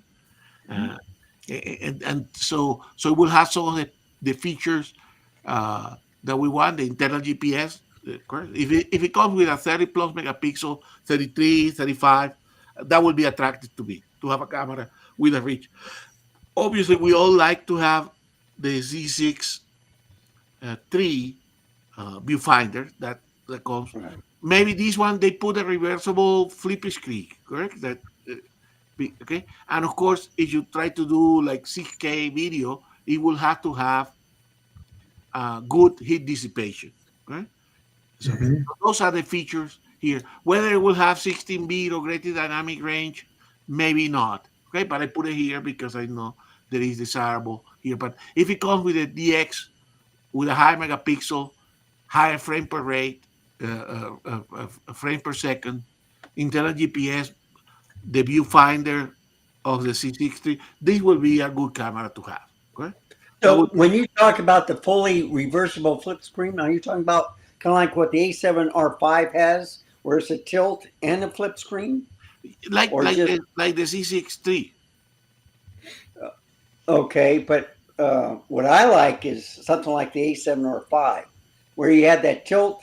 If you just want to do tilt, Yeah, and then you can have the flippy screen also. the Sony style. Yeah, Yeah, that seems to be that seems to be the best of the flip screen. Right? yeah. But at least if it gave us at least something similar to the C63, that would be an improvement on this one. So obviously it had to be robust, correct? Because it would be like the professional or the robust version of the DX system. Okay, and then the priority, this one will have to have pre-capturing raw and auto capture, all those features, correct? Uh, and then some of the other features that we like to see on the anti-theft and programmable speed buster button, image notification, and improve operability with the thing. So this is what we have for discussions on camera. So many options. So we translated from this table, which is a generic table, to this table. Let's see how far we go, how close we are. Obviously, we know based on the number of cameras and the fact that Nikon is preoccupied with with red, correct? That we maybe only see one camera. Right? Yeah. We may only see one camera out of this, correct? And Yeah. maybe an announcement, right? And this maybe a year when we only like 2022, we only saw one camera, which was I think Yeah. that year was the camera in 20, Z30. Yeah. exactly, which that's a camera that Chuck didn't like when they announced it. That camera. So anyway, so I think interesting year, given that now they are preoccupied with red and launching the cinema system. Guys, the likelihood that we will see any of these in Q1 or Q2, I think is unlikely. Right? Yeah. Maybe Q2, Q3, and Q4, we may see something. But which of these, I don't know. The one that has the greater amount of rumor is the C9 II, or the replacement of the let's go to the table, the replacement of the Z5, correct? That's Yeah. the one that is more rumors. A C5 II or a C9 II. Okay, but I don't think we're going to see 3 cameras this year. So, what do the guys in the chat? What do you guys think about it? What camera would you like to see? So, Rando, which camera of these that I put here on this list, which one do you like to see? Well, I think I would like to see the Z7 III, Oh. with a higher megapixel, Okay. whatever they name it. Yes. They're talking about the Z90. They just put out the Z52, so I don't really think they'll come out with the Z90. Because it will I think compete with more this. likely the Z7 III Okay. that they'll bring out. Okay. Okay. And the Z52 came out last year, right? The, Yeah. Yes. Yeah. Yes. Okay. So if they put out two, I don't know. You think that they really need a Z9 too? Because the Z9 is still good. Yes. It has to come with a lot of new features to entice people to move. Right? It cannot be only pre-capture raw. It has to be more than that. And that's what we're talking about. Some of those. But that's the one. The logical one is the C5. But it's Yeah, going to have the Z9 II is going to have global cutter. Yeah, global shutter. Oh, Yes. yeah. Yes. Okay. Well, Yes. Because now and they're going to pick up now. They're going to be above 22 or 2400. God, they're 24 megapixel. yeah. Okay. So you think it will be a 24 megapixel global No. shutter, It'll be similar to what they have in that red camera? it'll be 33 or somewhere Okay. with global cutter. Yeah. I was surprised when I saw, actually, when I put this table together, right, how consistent Nikon have been on the megapixel side, correct? You can see they somehow, for what reason that has not been explained, correct? Yeah. Always have been, 24 or 45. Yeah. Anything else, the only ones that are different from 24 and 45 are the DX cameras, correct? But you can see they are not having that many options. They only give you 20 on DX or 24 and 45 in FX. Right? Yeah. So the ZFC is actually a 20.9 megapixel. It's not 24 and a half on the APS-C or the DX line, but everything else is correct. So you see this is incorrect here, Randall? Yeah, the ZFC is a 20.9, same as the Z30, same as the Z52, Z50. Okay. Yeah.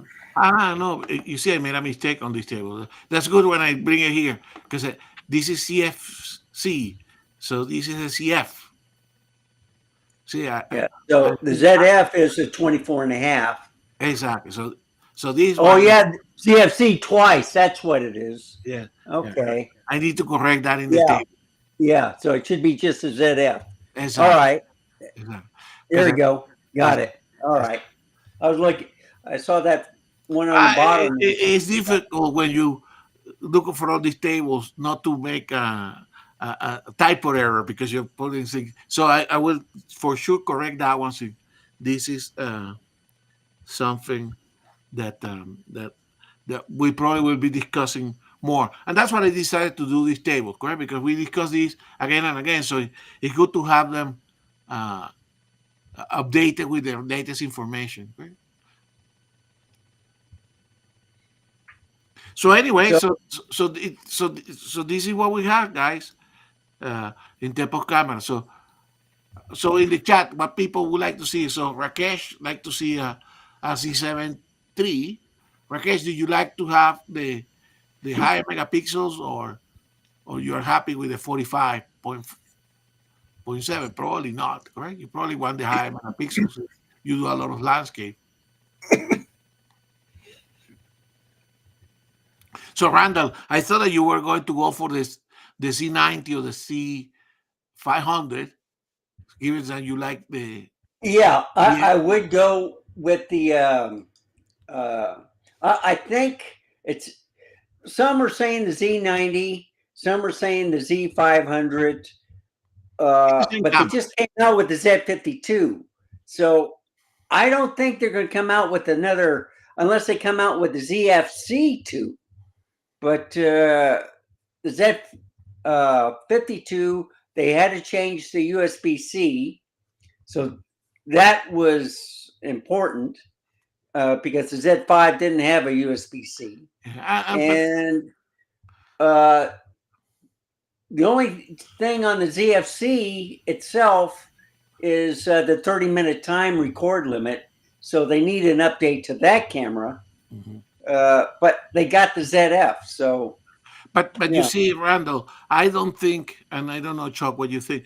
I don't think we're going to see in the next 2 years more of these nostalgic camera with manual controls and all that kind of retro looking cameras. I don't think we're going to see more of those. Well, I'll disagree with you there because the XM5 that came out with Fuji, a lot of people are looking at that. Also, the But we have what them, is it? Randall. We have them, correct? CFC and Yeah. the CF. So why Yeah. do they need another retro looking camera? Yeah. What do you think? For Nikon? Yes I or don't nay?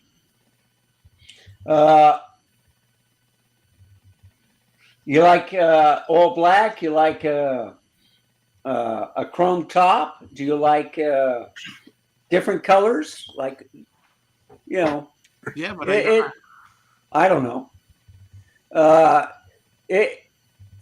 I think Nikon watches the market and they see what people are buying. So, like the OM3 or the XM5, they're watching that stuff. They're looking at the market, see what sells, and sure enough, Nikon will perfect it, and then they'll come out with their version. yeah, but Mossman is making a good point. You can see there, Randall. He says that Nikon doesn't usually make Mark II camera for those retro throwbacks, correct? I mean, those are a specific, and that's the point that I'm making, and I think Chuck is agreeing. Once you make those niche retro-looking cameras, you have it. So, Yeah. What do you have to have more? You're going to improve on a retro camera? I don't think so. Yeah. Well, at least for the, for two or three, or well, Year. really, yeah, maybe 4 years. Exactly. So anyway, that's a. I think they have, particularly if they come with a Speed 7, they have to renew the regular camera lineup, correct, before going to the retro. And the retro, I don't see the benefit much, but I agree with Mossman. They're done. The guys that want, and of course there could be other cameras with different colors. Could be some of the C6 or C7 III or so with colors. I don't particularly. I like my camera to be plain black camera. I don't need any color on my camera. It's not a dress accessory. It's just a camera. Yeah, I like a little color in mine. Yes. I like a little different now and then. I did pick up the Okay. FM3A though. Yeah. Film camera. Put a random big. Yeah. By the way, of course, that's not the subject for today, but I actually, if you want to talk retro, before going to an updating the Z mount retro looking camera, I think Randall, there's more chance that they produce a film camera.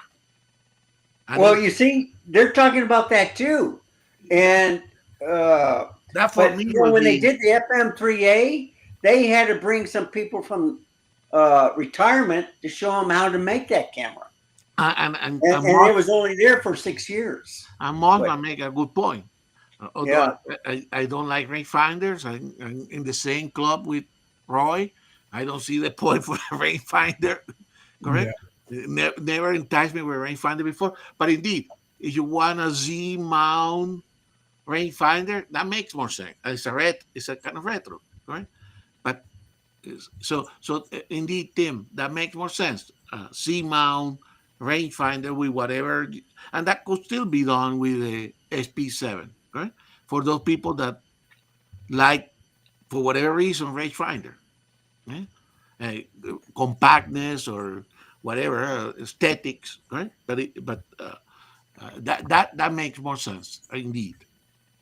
Yep. No, for me, but it makes sense marketing wise. And a film camera, Randall, if they want to go fully retro, just because it's easy for them to to have a camera with modern materials and modern technology that can be maintained and repaired on the film lineup. That is a retro that I understand, but the CF and the CFC, I don't think so. Roy says, Rainfinder like film is for masochists. I agree, Roy. What, $15 for the film and what, $30 to process it? See, you are now in the film aficionado, Randall. Why don't we switch to you and you chose what you Yeah, want? I'm going backwards, folks. Exactly. But Alright, Randall, chose. yeah, so I picked up this camera, and I'll show it to you. Zoom it. In mint condition. All right. Hardly ever used. I put a little press or shutter release button on here, but look at it. No scratches. All black. Feels brand new. I got 24 more or 400 film in here. Okay. In great condition. And I got it for about $850. And what lens did you put on it, Randall? That's a I put the 50 millimeter f1.2 AIS Nikkor on there. okay. It's a manual focus lens. Of course, the camera is only manual focus, Yes. but you can compare it to the Canon AE1 program. But that's what I'm going to do on my next video. So I did some pictures of it. So you already put a roll of film? Yeah, I already took 2 rolls of films. Okay. So I'm going to get it processed probably Monday because they're closed. But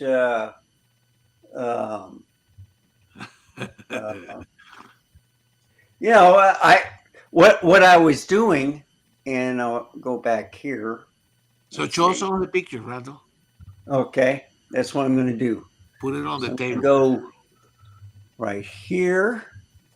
I'm going to go here. All right. So this, I was practicing with the F-mount 24-70, but it's a Tamron G2 lens, okay? Stabilized. I'll just go down to the pictures, but look how sharp an F-mount camera is. Look at that. Okay. Still great camera. I scroll down. So Randall, so you say that what camera was that one? This was from the D610, which was right next to it. Oh, It has So Yeah. this is not the film. Right, but if I go down here, and I'm all right now, right here, Okay. here. So See, what is that? This is the 50 millimeter f1.2, and these were the pictures I was taking with the camera. So I was using the 610, taking these pictures, and then I took off the 50 millimeter f1.2 and put them on the FM3A. Okay. And once I get those films, Okay. So what I was doing was I was Randall, trying to get the Randall. exposure right on the 610 so I can match it on the FM3A. Okay. So Randall, go slow. So the one before. Go to the prior photo. Okay. Right. So this is the which camera? Okay, this is the 610, Okay. D610. So It's an F mount camera. Right. It's this one right here. Let's see. and you put the same lens, and Yes. you took your exposure, aperture, and ISO readings, Right. the same in both cameras. Right. So when you turn this on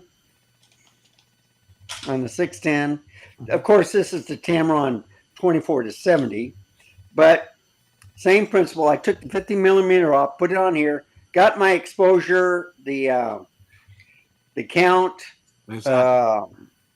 whatever. Okay. And you took that. And just to match it, because with the film camera, go back to the exact. Yeah. So that's the digital SLR 610, Right. 610, and then you use the same lens, put it on your FM3, right? Yes. And so let's see that photo. There we go. Okay. All right. So I tried the different exposures right here. So this is f2.8. So we're still working with the 610. Yes. So all these pictures are in the. So what I'm trying to show you is, since I don't have the film process yet, okay. I was matching this with the film, and I was trying different exposures. So like this was. But you haven't developed the film yet. Right. Right. But these are the pictures you're going to be seeing. Okay. And you can see I tried different shutter speeds and stuff. But so you have here, to come. So you have to come. You have to come in your video, but in a future week. Right. Now with those same on the FM3, correct? The same photos with the same exposure. Exactly. And you're going to have them develop and digitize as well, or only develop? Yes. Yes.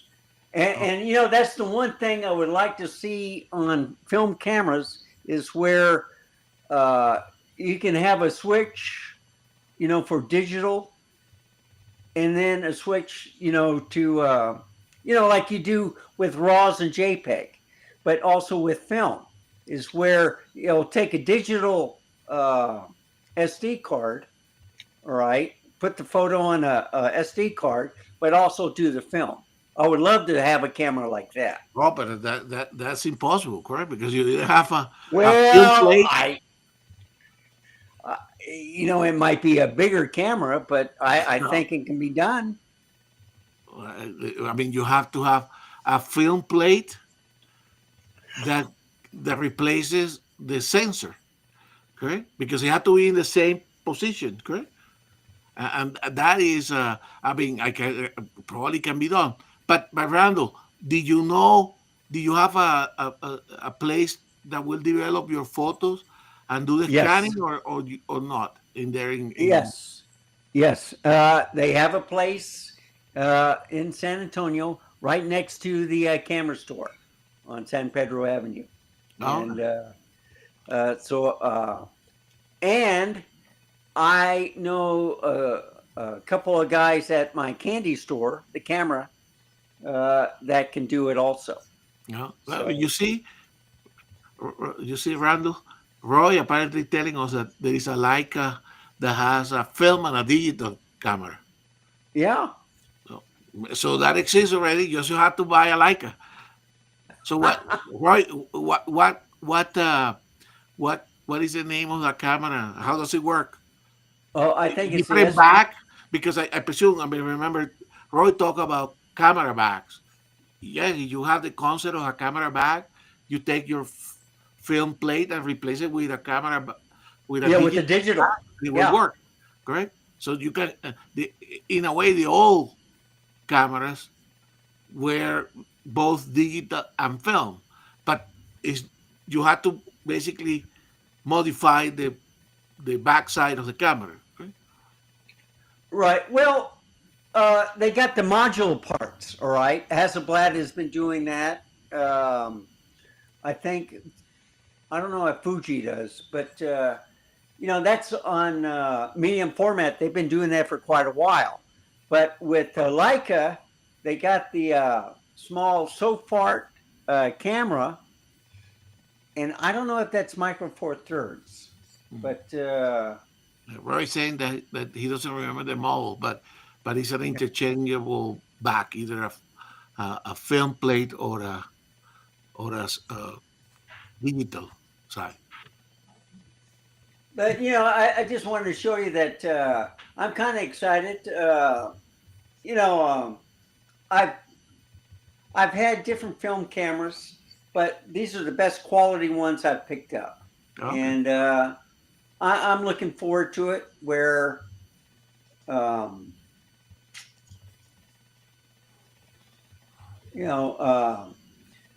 trying to catch up what the old timers have been doing for a long time. We had old And, time here, Randall. Yeah, but you see, I'm retired. I got all the time in the world. If it's a beautiful day, and I enjoy doing this better than playing golf. So So what film did you end up buying? okay, I've used the 200, and then I got 400 on there, the Kodak, Kodak. and in fact, I've had it for quite a while. So I don't know if it's still good. It's been about 5 or 6 years.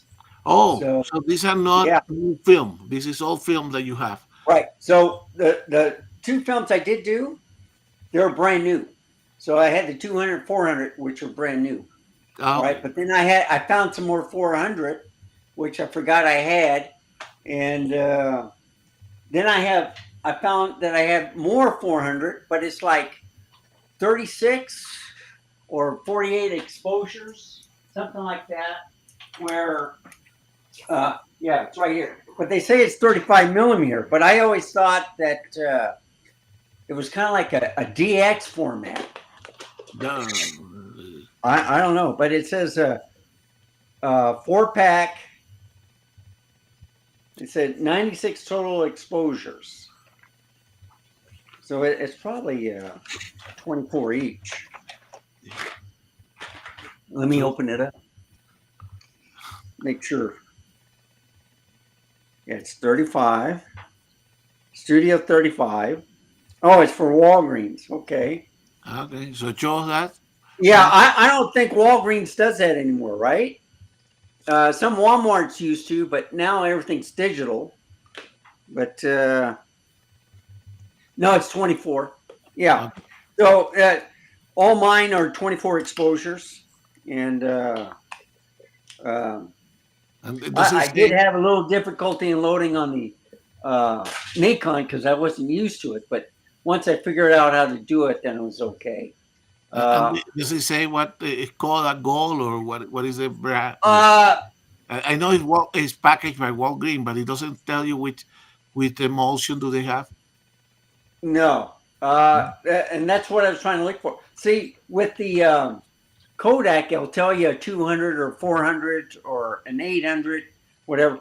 This 4-pack is a 400, so it has 24 exposures. So put that in the camera. Chuck, can you put Randall Big here? And there this you is go. and this is something that you have from the old time, correct? Yeah. So, I call it studio, if I read right. correct. So if I go on the other one, which I just bought, the Kodak one from the camera store, I forgot I had this. I Oh, had this with my other film cameras. oh, They were in the bag, and with when I started with the Sony and then the Nikon Z cameras, I forgot all about film. okay. And then I started watching Grays, and they're getting into film. And I says, "Well, let me try it." And every time I tried to get a Nikon camera, by the time I got to the store, it was sold out. So Oh, it was used and sold out. This one was on the used market, and and it's in mint condition. So they hardly use it. I tried out the metering; it works perfectly. New batteries, not a scratch on it, and I have all the F mount AIS lenses. So I says, why not? I'm going to try the 180 on there. I'm going to try the 500 millimeter and the 180 to 600. Why not? I love gadgets. I like doing things that people just wouldn't think of. so do you finish your roles already on the film or not yet? Yeah, I finished two 24s. So you need to bring that. You need to bring those Right. next week. Yeah, Yeah. have them scanned so that it's easy for to show here. Yeah, And I'll have that done too. you see what Mossman is saying? If you keep talking film, talking, wishing you never brought a camera. He's just jealous. Yeah, exactly. Oh, Oh man. All right, so it's so all right, so I have other thing for today. And let me see if I can get it, Chuck. So see, we talk gear, film. Let's see whether we can talk about photos and particularly wildlife. And this will be a good setup for discussing and talking about again the photo review in 2 weeks time with Jeff. So let me see here. So actually, this a photo of this deer that I'm going to show you. So when Chuck put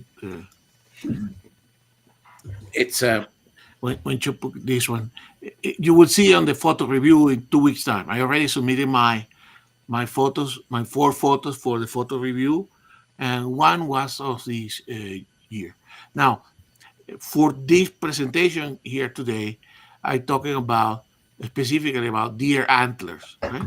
Uh, um, so this is the wildlife segment of the today, and in particular talking about whitetail and mule deer. Now here in Colorado, mostly what we have is mule deer, and when you talk about antlers, there is a scoring system, a scoring system that was developed by hunters, but photographers also use that when they describe the um, uh, the antlers of the deer. And since I have a spectacular deer here visiting me a couple of weeks ago, I was going to show you. So this is the guy um, that showed up about 2 weeks ago.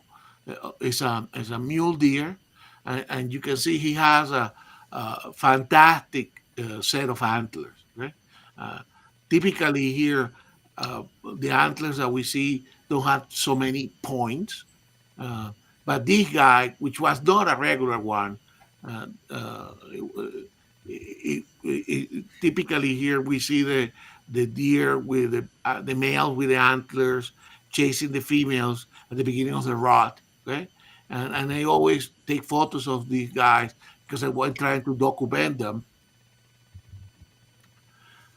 Uh, d- Before the hunting season and before the antlers get damaged, correct? To to see whether they survive. But these guys show up a couple of weeks ago after the the hunting season, and you can see is a beauty, right?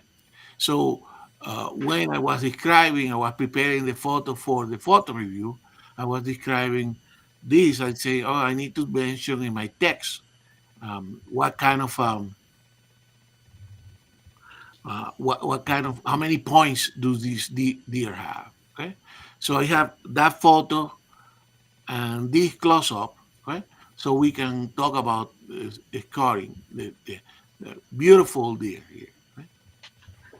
So the first is in North America there are two deer species, several subspecies, but basically you have the wild-tailed deer, okay, which is mostly on the east coast, and the mule deer, which is what we have mostly on the west side of the United States. Okay, now the antlers of these two are are different. Obviously, the mule deer tend to be a little bit heavier, correct? But you can see here in the top the white tail, which obviously you can see it has that prominent white tail that exposes as it runs away. But in the antlers of uh, uh, white-tailed deer, all the points come out of a single branch, correct? So you have a branch, and then out of that you have the main point coming up, okay? While in the mule deer, right, which is the dominant species on the west, you have basically a main branch that divided into forks. Correct. So you can obviously the tail is very different, but the shape of the antlers is characteristic different in each of these species. Okay? Now, what I showed you before is a mule deer, okay? And this is basically the typical antler point configuration on a mule deer, right? Um, uh, and you score that antler based on the number of points and measurements, etc., etc. Okay, but I was particularly keen to know that deer, what kind of how many points he has. Correct. You can see here again the in this mule deer the two branches, the two forks, correct, and you can see these are called in this branch the G3, G2, G4, and F, and then you have this auxiliary point, the G1, correct? And in this case, on the other side, you can see he has, uh, uh, this has not yet branched into a full fork, it's just a single spear, correct? So if you score that in type of points, this will be a 5 on this side and a 4 on this side. So this will be a 9-pointer, right? Yeah. Now, as the deer mature or some, no, depending on the genetics of the deer, you have these additional points, additional configurations, right? In which there is additional branches coming out of the main branches, right? And those are these ones that are marked here in orange, correct?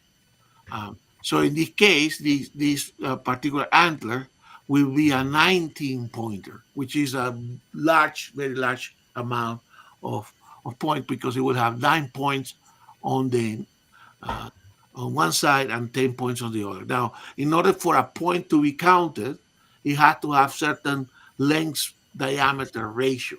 Right? So coming back to that particular deer in this area, right? So we can now do here uh, the counting. So you can see this guy has all the main points he have, which are marked in red. This guy have 1, 2, 3, 4, 5, 6, 7 on this side. So 1, 2, 3, and 4 in the top. Okay. So this will be 7 on this side, and they will have 6 on this side. Okay? Now this will be a 15 pointer for which form my area is a very complex antlers So I was surprised that this guy survived um, this hunting season, because the hunters, obviously they are trophy hunters. They go for this type of deer with complex antlers. Correct. Now this one has some incipient branches that have not yet developed. So if these guys survive and show up here again, we're likely to see additional points. So anyway, since we have been discussing so much camera, I thought it was good to show some photos. This is a magnificent animal. He was here a couple of weeks ago. I haven't seen him again, but at least he was cooperative enough for that afternoon to be taken. So when we get the photo review, uh, you will see the entire body of this guy and what I consider to be a nicer picture, correct? But in order to basically put the scoring of this and to show you a close up, I thought that I bring you all these photos for this for today's get together. Okay. Okay. So anyway, so what do you guys think about it? Obviously all this come from so you don't have any particular problem with hunting. I have problem with hunting in urban areas like here, but you can see this is a integration between hunting and photography. Correct, we use the same, some of the same nomenclature. Hmm. So in your area, Chuck, you probably would see mostly whitetail. Correct. Yeah. Yeah.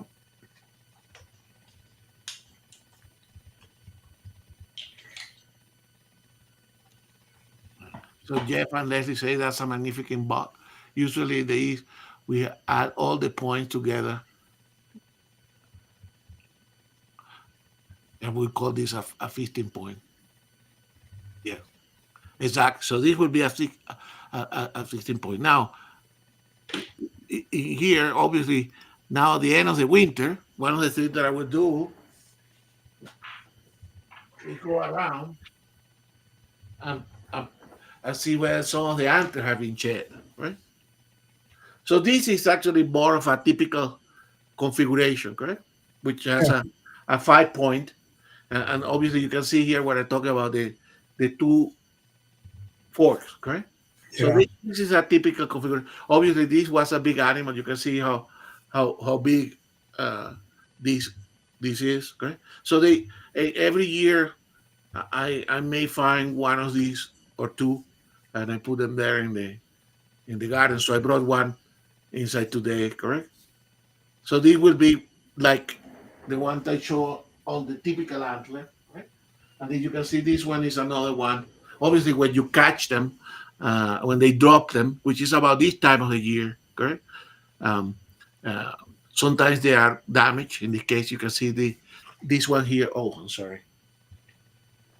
You can see this one has a broken on this open. Time. Yeah. So it was probably during the rot. But then you can see the size of the animal just by the how big these antlers are, correct? Now the hunters, in order to do the full scoring, they also make measurements on the diameters at the different branches, correct?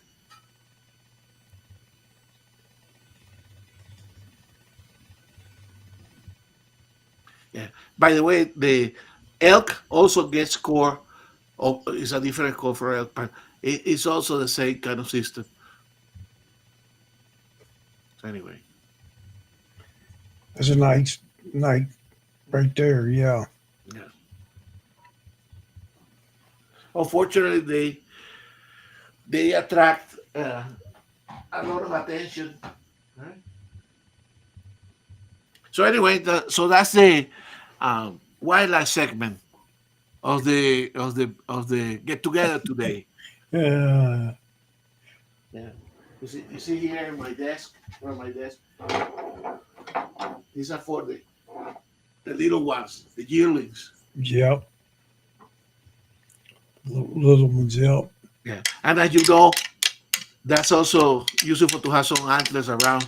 If you want to bring their attention and they're in the middle of the road, you go out, make some noise with the antlers, and they come back, uh, and you have more chance of photographing them.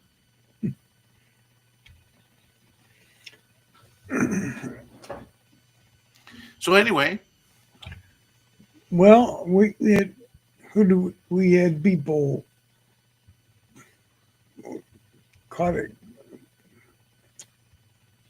a lot. We talking about the reds and cameras and the new 28 135 zoom lens. yeah, it did. So let me go here, Chuck, and look for the right invite for the photo review. So All right, yeah. let me see.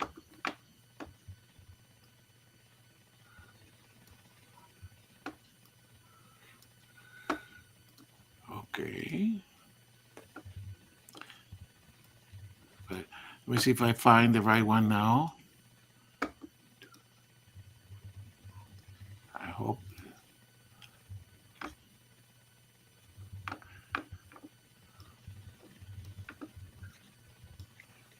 Okay.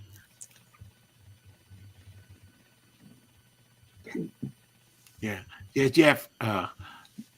The mule deers are significantly heavier and bigger body than whitetail. Now, interesting enough, here in Colorado, not in my area where I live, but in a nearby, we are the edge of the range of the whitetail. So here in around Denver, you can find both whitetails, mule deers. Mhm. So Chuck, I believe I'm sharing. Okay.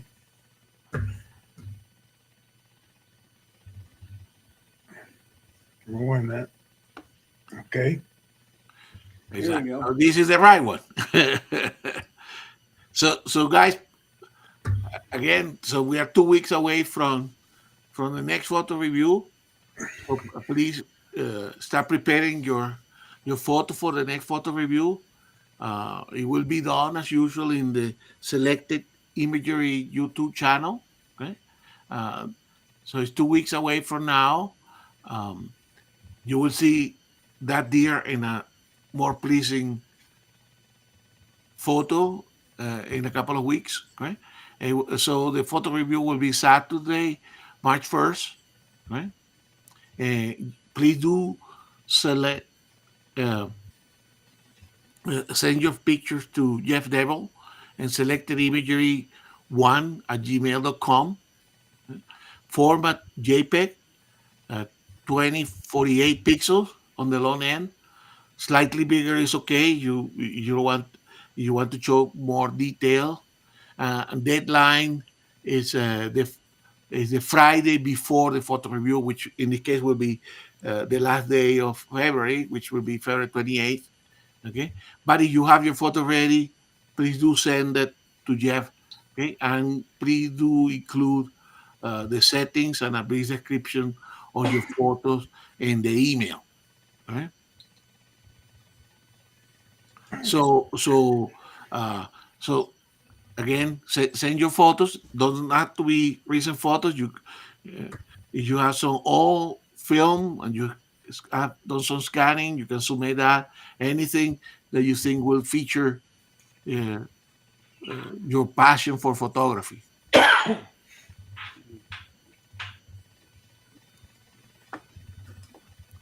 So, and I can do something else here, Chuck, as we approach the end. Let me see if I can quickly get to there. So, hopefully, next week we will have a lot more discussions on the new cameras. Okay? Let me All see, right. because I think it's always interesting. So let me share this with you. since I showed you that photo of that bug. Okay, let me see if I can go and share it in where is Google. Sorry, I need to put this one behind.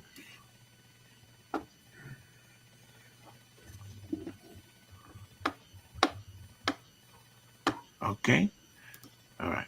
Okay, so I can share. All right. So this is the picture that I show you in the PowerPoint. Fortunately, PowerPoint is not good enough.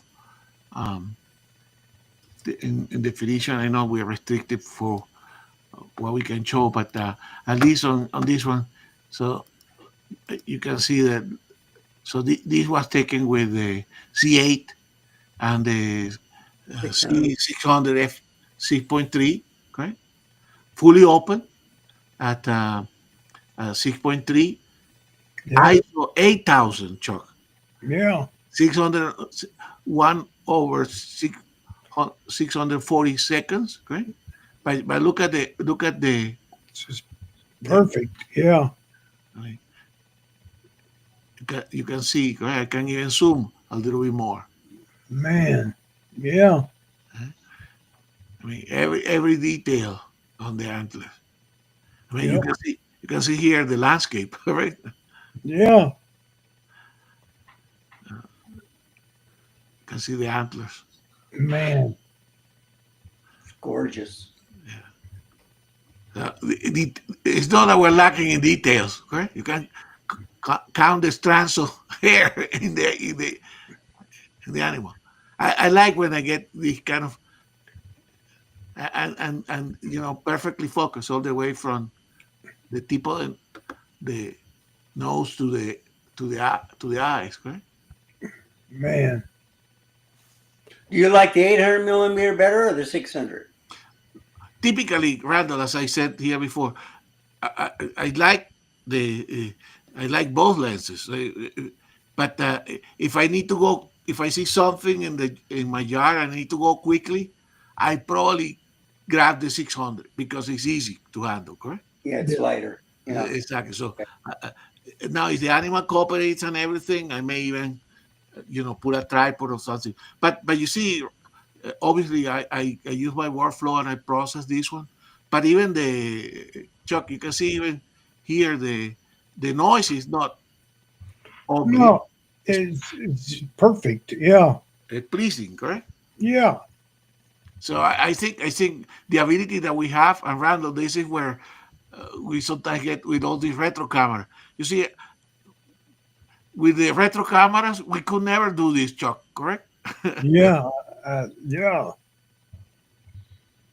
So I thought that uh, showing here the photo on let me see if I can open the other one.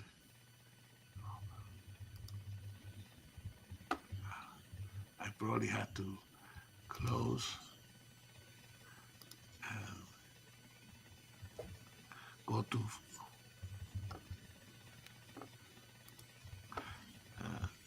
Probably as I have all these windows open now. It's packing here, so it takes me a little while. So, but you can see, I mean, every time I take a photo, I'm amazed what of the kind of things. So let me show you a close up of the other one here. So this is the other angle, right? Look at that, Chuck. Yeah. It looks just fine. Everybody complains about Exactly. for 800 or 8,000. But man, Yeah, yeah. And that's why I think I know we love the D850, but I tell you, the C8 and the C9, in my opinion, of course, it's newer technology. I could get this with the D850, but it's a lot easier to get it with the C8 or the C9. Okay, man, I mean it's a You see, these are these new points that are coming out here. You can see.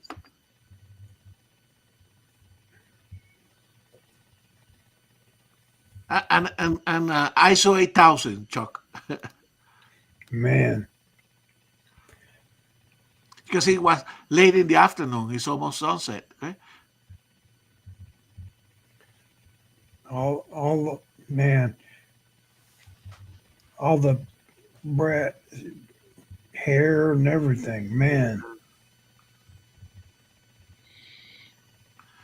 So anyway, so when you see the other photo, the one which is more of a full portrait, correct? And I like that photographically, like the photo that I submitted for the photo review better. But I think to show the details, and this is a great photo. It's a better photo for illustrating what we can do. Okay? yeah. So anyway, so let me go back to the show here. It was in RAW, right? Yes, this is raw, reprocessed, obviously. Okay. Hmm. Excellent.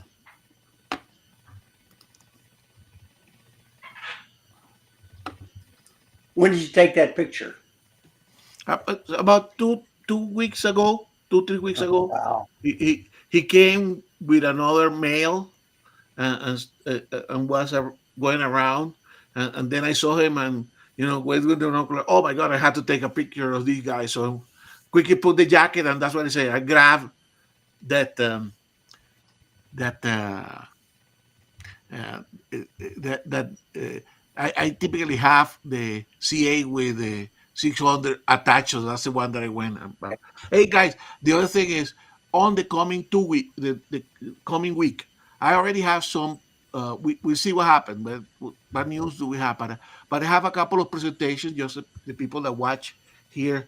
So I remember last uh, week we were talking about lenses, but we talk about the incident that Matt Granger has when his uh, legs came loose, Yeah, right? yeah, And, and we discuss, and Roy chose certain things, right? So I have a presentation for next week. I already bought some material to do some safety lines for the lenses, right? I used to have safety lines on my camera, but when I moved to the Z system, I haven't adapted. And since my shooting season is going to start, I say, let me get through this, putting safety lines and and making all the preparation for my next trips. Okay, so I went and got some of the material. Okay, so you will see a preview of the stuff. So next week we have that presentation. So Roy, I ended buying some of these yep, tables that you suggested. I remember, Chuck, that you were looking for them. Right? yep, Actually, I yep, bought it on Amazon. They, like Roy was talking about, these things are mostly geared towards securing lights, okay, yeah, in theaters, and but also you have a shoot, correct. But I ended buying a box of these things. They're relatively inexpensive. I think this is a good thing to have, but I don't like them as a safety line because they are made of steel, so they will be probably cumbersome to work in the field. Okay, so yeah, so so for next week we will talk about safety lines, and I will yeah. show you how I have prepared and constructed some safety lines. So we have a show and tell Okay, on that one, and also we're going to talk about, which I think is something that I exchanged some emails with Kubarasi before, uh, the about talking about remote triggering of the camera, correct? So obviously I have remote triggers on both my CA and C9, all right, because I use remote triggering a lot. Um, but those small remote trigger has a limited range, correct? So so next week you're going to see what I'm preparing to do some uh, further distance, about 200 feet away, remote triggering, and the system that I have. and I show a picture. I believe I showed already a year ago, but I tend to like to work sometimes remote triggering. Remember when I had that fox that was in my yard, and when the golden eagle came to eat on the carcass? Actually, I wish I would have had this remote trigger because I actually was doing some sort of remote triggering. I was watching with binoculars from inside the car, but triggering the camera from the outside. But the camera was located in my porch. Now, with this far away remote triggering, I can put the camera closer to where I want to photograph and still Right. trigger it from inside the house. So I have that presentation in the pipeline. So for next week, we will have the kind of some of those two issues: safe lines, okay, and the ones that I already built, okay, and what materials did I use, as well as this remote triggering, which is again uh, things to share with you guys. And thank Good. you, Roy, and other for showing some of this stuff. Uh, Always good to have as Yep. we're doing safety first. But I ended having this. I think this for attaching stuff like I don't know, uh, even um, your stands for your flashes and all that kind of thing. You don't want them to be accidentally dropped. These are good to have. But for attaching the camera, that you have to wait for until next week. I don't want to preempt that one. So next week we will have that one. All right. Good. Excellent. So anything else you guys want to see? I don't have anything now. You in your Chuck, you were thinking about Chinese lenses as well for brief discussion on Chinese lenses. What do you have in mind? What do you mean? No, Like in your Type no in your uh, thumbnail, you put Chinese lenses. Oh, Are you I thinking did. about buying some Chinese lenses? Oh yeah. No, it was on for people that are not. You might want to get in if you're going to buy a Chinese leg lenses Okay. because the Because of the tariff. yes, yes, They did. I think David Stewart actually the other day called me, and David is not here today. He's not available. But he was saying, if you thinking about buying some of the Chinese lenses, I think it's better to buy them right now yep, than waiting for. So that is indeed a good recommendation. yep. Provided don't put tariff on the on the Japanese, we should be okay. Uh, That came from David. He sent that to me, okay, so I put okay. him. I put him in the trade up. I'm encouraging David to do he bought some covers, not covers, but protection for his long glasses, right? Yeah, Like I'm encouraging him to put a little presentation on that. And by the way, guys, all the people in the chat, uh, if any of you want to make a presentation or yeah, uh, like I think Jeff and Chuck. I mean, remember this is supposed to have to be a community here. So feel free to join in and show us what uh, teach us on stuff, correct? that's right. Yeah. So we need to have a good a good th- Thor so and tell everybody. Yeah, exactly. Yeah, Everybody's welcome. Right? yeah. I know we have people like Terry here who do fantastic landscape photography I and mean, have all these modified cameras, correct? And I mean, we have well, such a nice community.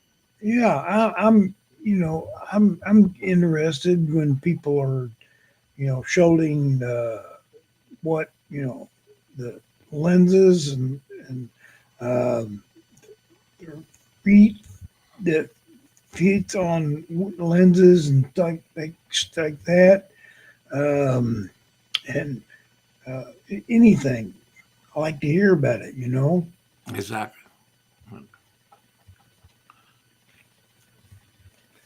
Well, there isn't. I just you don't have if you don't have any. I don't have anything left. Um, if there's anything, unless you use something. No, I'm done here. So we went through all the material we wanted to cover today. So we can leave it up to now. We almost did the 3 hours. So guys, please do uh, remember again, send your contribution to the photo review so that we Yep. have another fantastic photo review in a couple of weeks. And let's see, maybe we got some more announcement. And for sure, next week, let's be prepared to keep discussing the, the cinema line. Oh, we got a Whoa. Yeah, I saw it. Are you by yourself or are you in the neighborhood? no, I'm in the neighborhood. I think so. Oh, okay. Yeah, he already went by. Yes. So So maybe anyway, something. so that's what we have for today, guys. Thank Okay. you very much to everybody.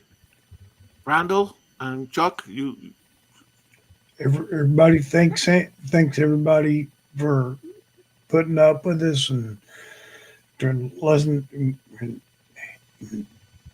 whatever. Go ahead. Yeah, just keep on trucking. All right. and Randall, we want to see those Oh film yeah, digitized. I'm having fun. So And that's important. whatever I do, I have fun. And remember, submit your photos. Chuck already has, is going to submit photos to the day photo review. So we're going to have a fantastic photo review in a couple of weeks. Good. Yep. See you guys. All right. Night. Everybody. Bye bye.